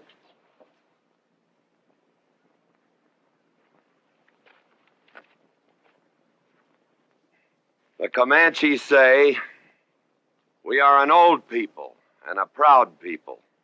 When the white man first came among us, we were as many as the grass is of the prairie. Now we are few, but we are still proud. For if a man loses pride in manhood, he is nothing. You tell us now that if we will let you send us away to this place called Fort Sill, you will feed us and care for us. Let us tell you this. It is a Comanche law that no chief ever eats unless first he sees that the pots are full of meat in the lodges of the widows and orphans. It is the Comanche way of life. This that the white man calls charity is a fine thing for widows and orphans, but no warrior can accept it. For if he does, he is no longer a man, and when he is no longer a man, he is nothing, and better off dead. You say to the Comanche, you are widows and orphans. You are not men. And we, the Comanche, say we would rather be dead. It will not be a remembered fight when you kill us, because we are few now and have few weapons. But we will fight, and we will die Comanche. Thank you, Big McLintock. Am I to gather that Comanche defy the government of the United States? Yes, you may gather that the Comanche defy the United States government, or at least this commission. Gentlemen.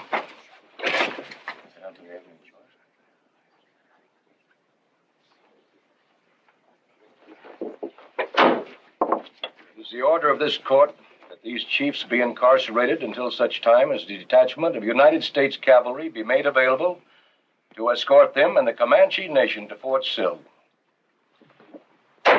This court is adjourned. Oh, McLintock! You are important chief amongst these white people. Sway them. Have them give us few guns to make the fight worthwhile. Let us have one last remembered fight for end of Comanche. I almost wish I could arrange that, Puma. Ahalani cha. Ahalani cha. Sergeant! Yes. Good God. Carry on. Gentlemen.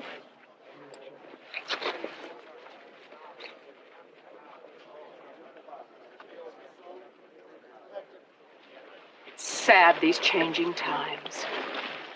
It isn't the times that are changing, Mama.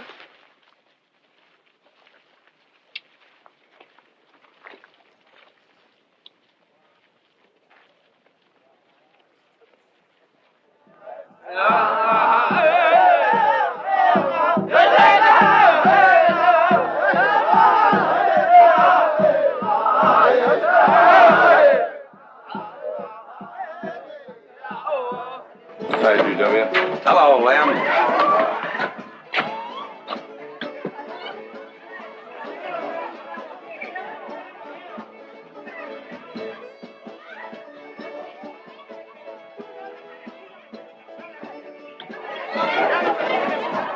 Bunny?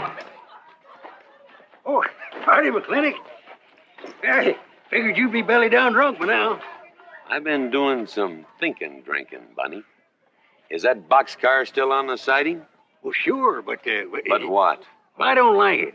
You don't, eh? You figure if them Indians get out of there and lead the cavalry on a wild goose chase, that great white father's going to get nosy. Get nosy, and he'll investigate. And when they find out how that side-saddled governor's been messing things up, they'll give those Indians a fair trial.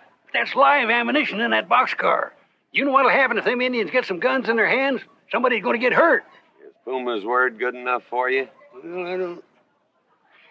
McLintock, you got yourself a partner. Leave me out of this. Hey, McLintock. Good night, Bunny. Good night, Governor. There is the Katie with her light red hair, sweet as the roses on a summer air. I'll find her somewhere while the moon is high, and tell her that I love her, and I'll love her till I die. Katie Gilhooly, the master's home.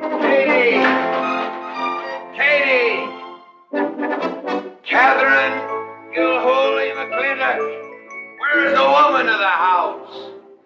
Mr. McLintock. Oh, there you are. Mrs. Warren. Oh, good evening. I waited up for you, Mr. McLintock. Oh, how nice. I want to talk to you about something. Delighted. 309 times straight. I beg your pardon? 309 times straight without a miss. Gotta be a record. I suppose so. Now, Mr. McLintock, what I wanted to say... 2-pound Stetson, 6-inch brim, 53 feet in the air. It's gotta be a record. I'm sure it is, but the reason I waited up... Dagnammit, woman, can't you hold that glass still? Of course, sir. Now, down the hatch to my world's record.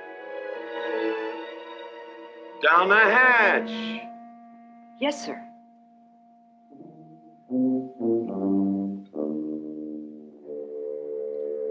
And now, to the governor of our territory. The governor of the territory, sir? Now, don't you stick up for him, Mrs. Warren. You're a fine woman, Mrs. Warren. But you'll certainly go down in my estimation if you stick up for Cuthbert H. Humphrey, governor of this territory. I don't mean to down change... the hatch. Oh. Yes, sir. Down the hatch. Cuthbert H. Humphrey, governor of our territory, is a cull. You know what a cull is, man? A cull is a specimen that is so worthless that you have to cut him out of the herd. Now, if all the people in the world were put in one herd, Cuthbert is the one I would throw my rope at. At whom I would throw my rope at. Natural-born cull. Another touch, ma'am? Oh, no, sir, no.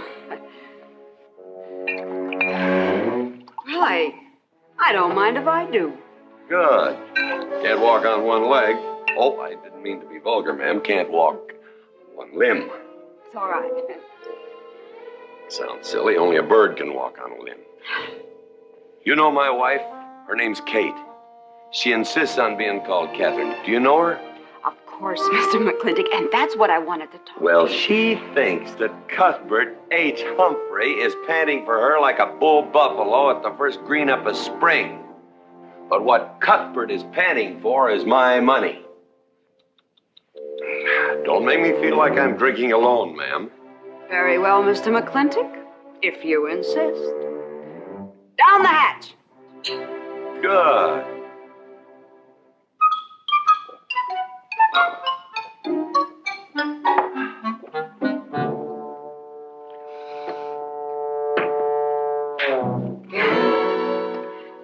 McLintock, I have something very important to say to you. Very important. Guess it'll have to wait till the morning. Toodle. Oh, it's all right. It's all right. Betty, bye-bye.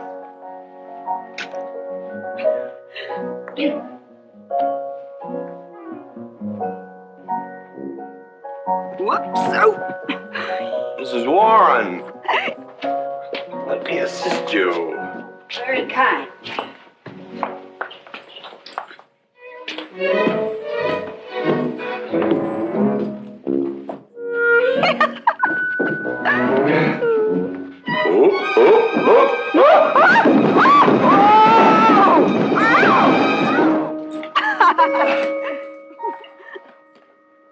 Whoops.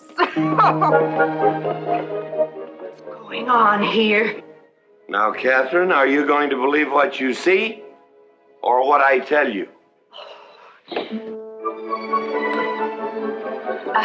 Mrs. McLintock, hope you won't misunderstand. It's the first 100 women sitting on his lap that I misunderstood. Number 101 is quite simple. Now, G.W. McLintock, I have some... He's gone to sleep. Just when I know exactly what I want to say to him, he goes to sleep. I waited up to talk to Mr. McLintock. I wanted to tell him I was quitting. You see, Sheriff Lord has asked me to marry him, and... Oh, congratulations. I don't want to seem prudish, but if you are going to marry Sheriff Lord, it seems to me that you're sitting on the wrong man's lap.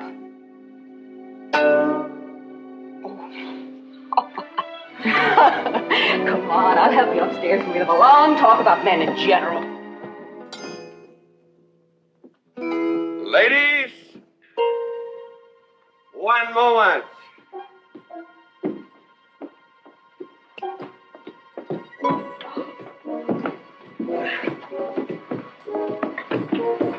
Oh! Watch out, you'll get us all killed! Oh!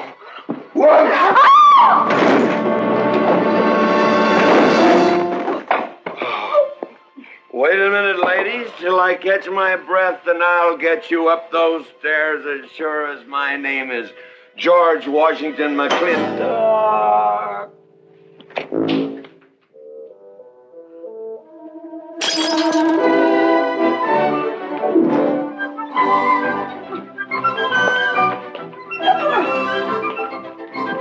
You may be quitting, Mrs. Wallace, Mrs. Ward, but not tomorrow. I want my breakfast in bed.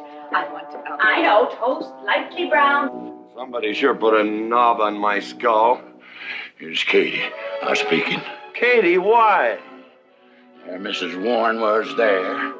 Oh. And there you was there. Oh. And there that whiskey bottle was there. Oh. And Katie's temper being what Katie's temper is, well, there you are. Drago, old friend. Huh? My wife does not understand me. Why, she is different than the other man. Come on, I gotta get you upstairs. Get you ready for that big celebration tomorrow.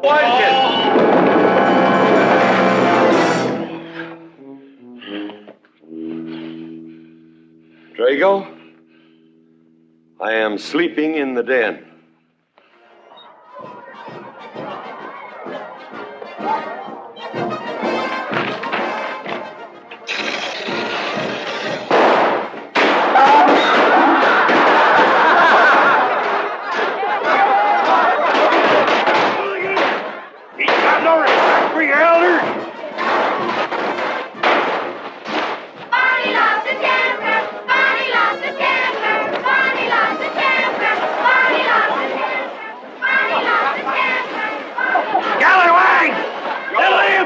Hope you get the measles!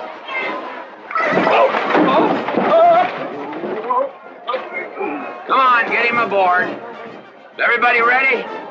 Man in number 5 needs a flank cinch. Get him one. Let us know when you're ready.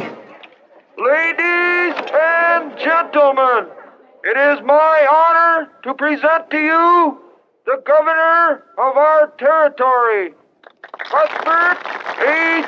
Humphreys. Thank you, Mayor. My friends and citizens of this great territory, this is the 9th consecutive year. It has been my privilege and my pleasure to inaugurate the McLintock 4th of July celebration. Now, the first event will be the wild horse race. But before I fire this shot to start the event, I would like to say a few modest words regarding my stewardship of this great territory.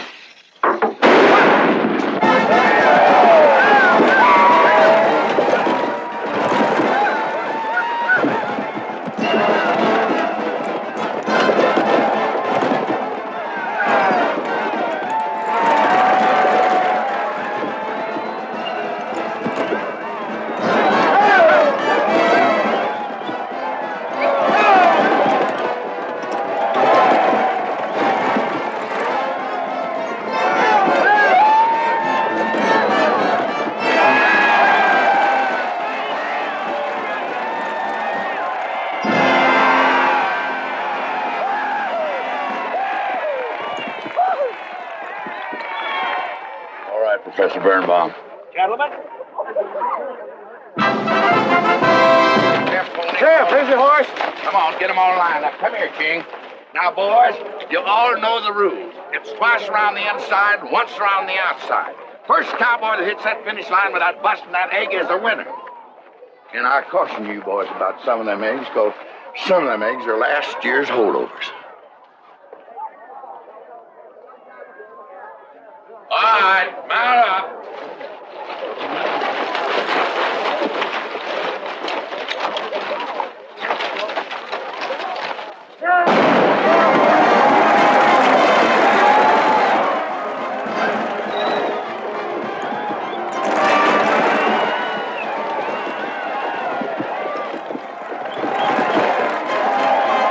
Catherine, my dear, you seem to be enjoying yourself. Oh, yes.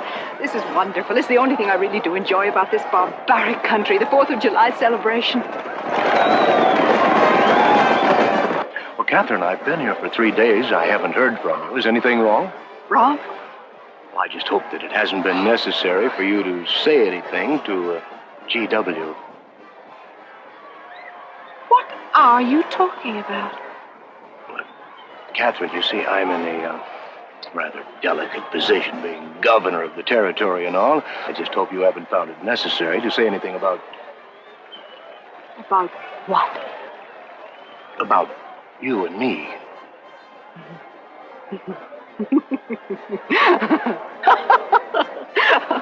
Why, you pompous windbag. Do you think that you're the only man who's ever tried to play patty fingers with me, who's ever tried to lure me into the moonlight? Well, no, but I... Well, I'm a big girl and I can take care of myself. My husband knows it. I can assure you, Governor, that your reputation is untarnished. Now get out of my way.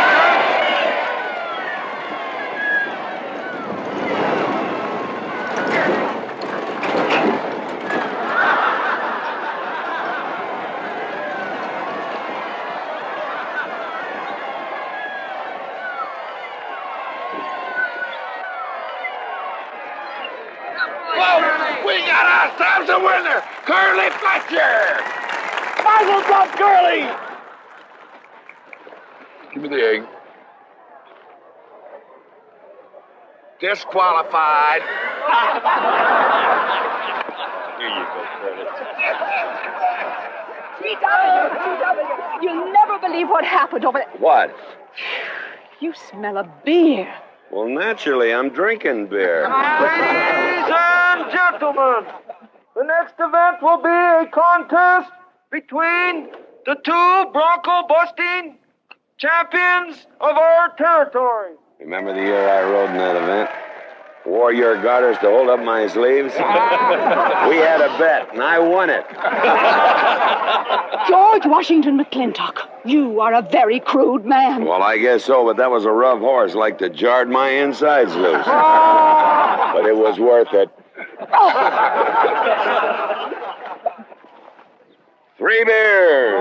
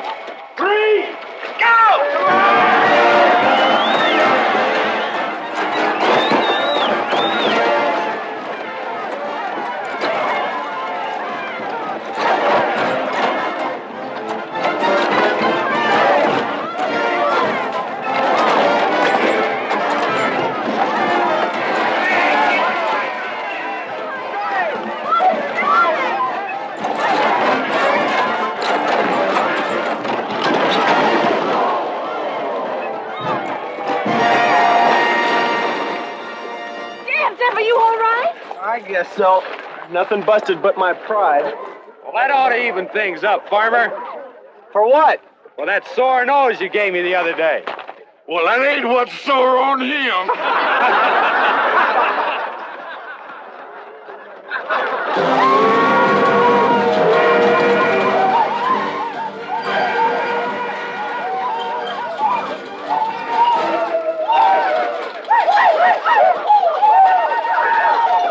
The closing event is the cow pony race.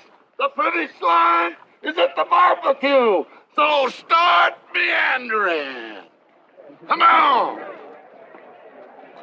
Now what is that, false courage? Why, you know a Douglas doesn't ever use a thing like that. I want you to get on that horse, get out in front, and stay out in front. I'll be out front, Dad. All the way. Good boy. Now remember, stay out in front. That Agamemnon's a good horse.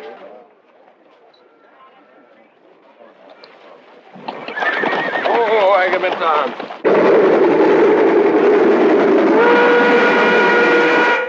1140 and she's on time. Oh, boy.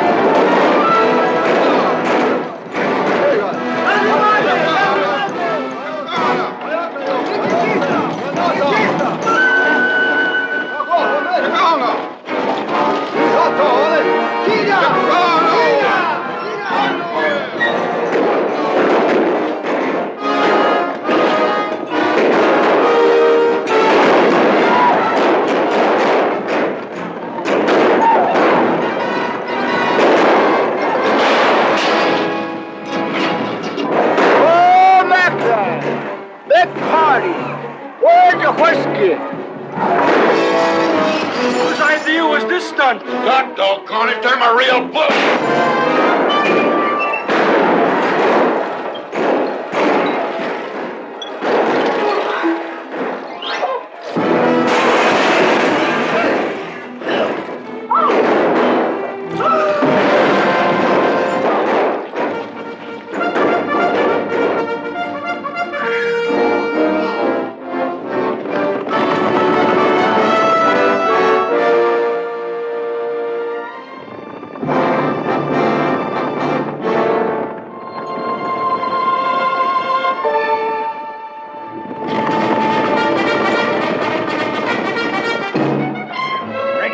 Excitement you'd want for one 4th of July, eh? Puma finally got his way, but I reckon he's riding out his last war party. He won't get very far.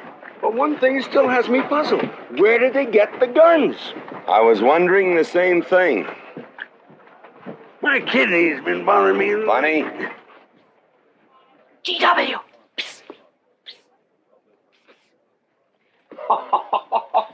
What an idiotic joke. Joke? Do you think that was a joke? Oh, shut up. You want everybody in town to see me. You look good in feathers. Oh. Deb, I think they've gone. Yeah. What are you going to do about it? What can I do? Nothing. Just like you've always done. Oh.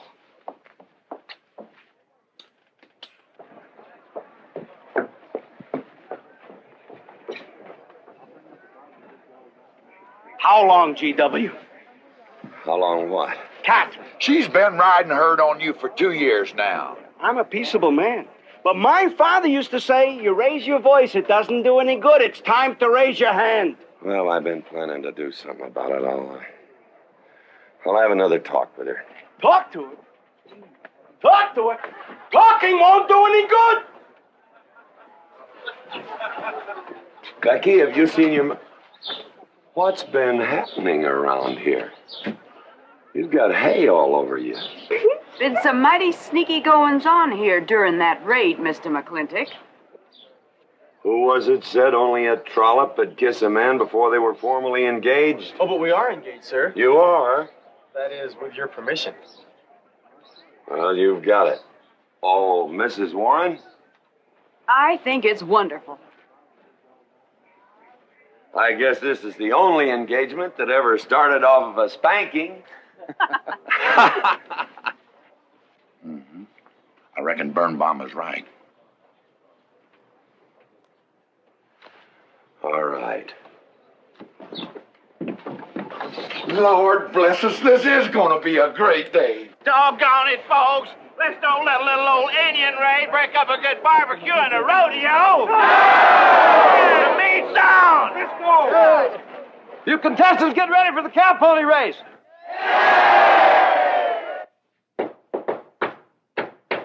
Who is it?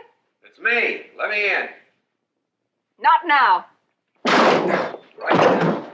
Are you insane? I want to talk to you. It'll have to wait. Nobody! I've taken all I'm going to take from you. You are insane! You are going to tell me why you packed up, picked up, and walked out on me. 2 years ago, you remember, you came home from Denver with lipstick all over your clothes!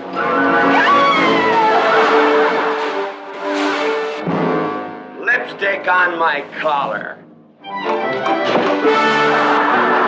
I've got the shirt to prove it! Who cares? Why, you big...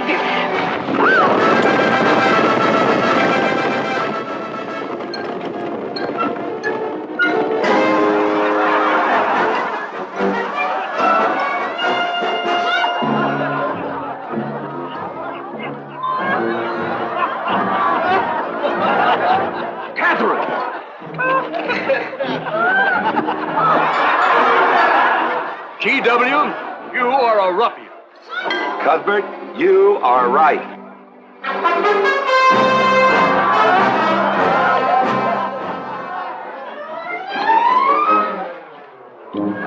Well, what kind of a family is that? The best! And dangerous, Doc. Who won the race? Who cares, Big? History's being made.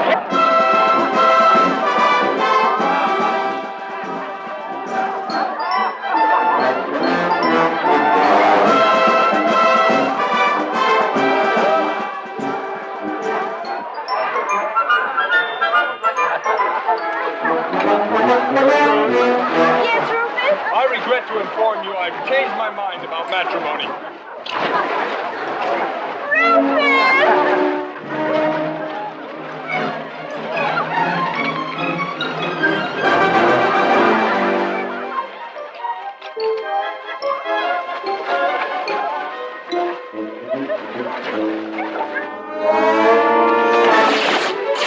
Hey, Mrs. McLintock!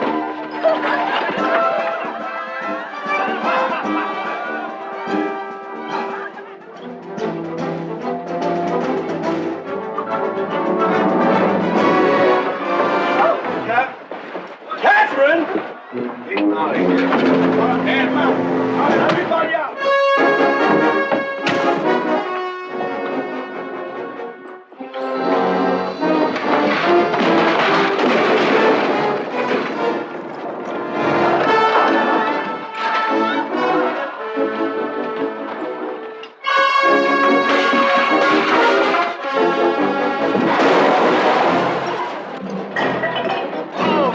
Looks like T.W.'s buying out the whole store. I'm afraid you're right.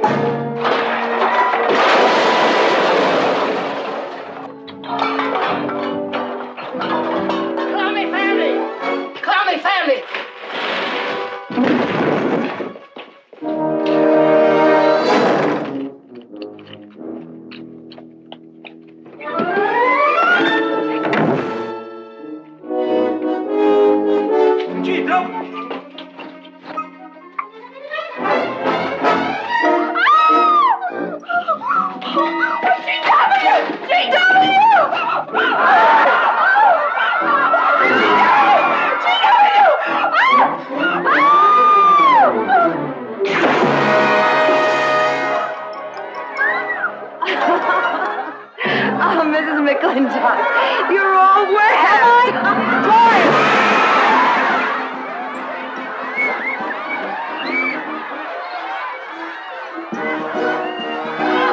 Wrong woman, G.W. Oh, pardon me.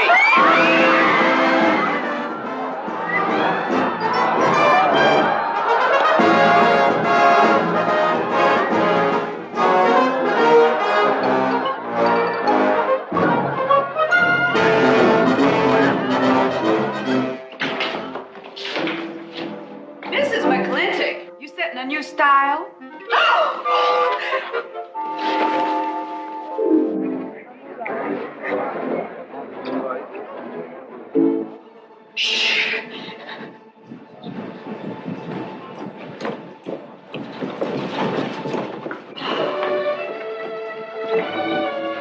Mr. McLintock, in here!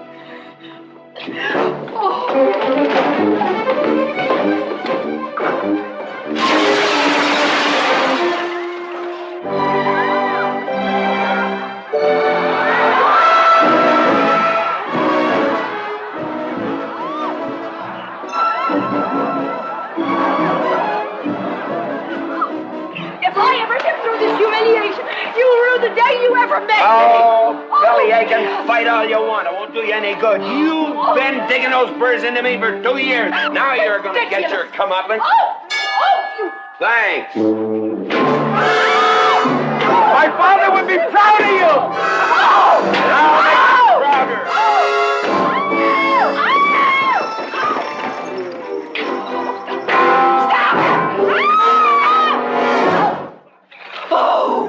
Keep it.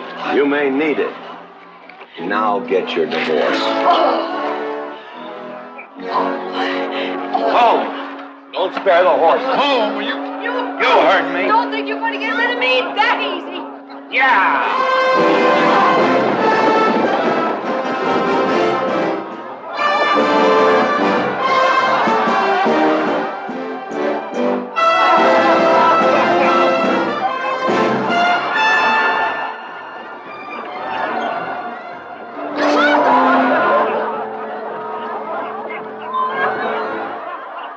No more living in the capital? No. No more Newport in season? Nope.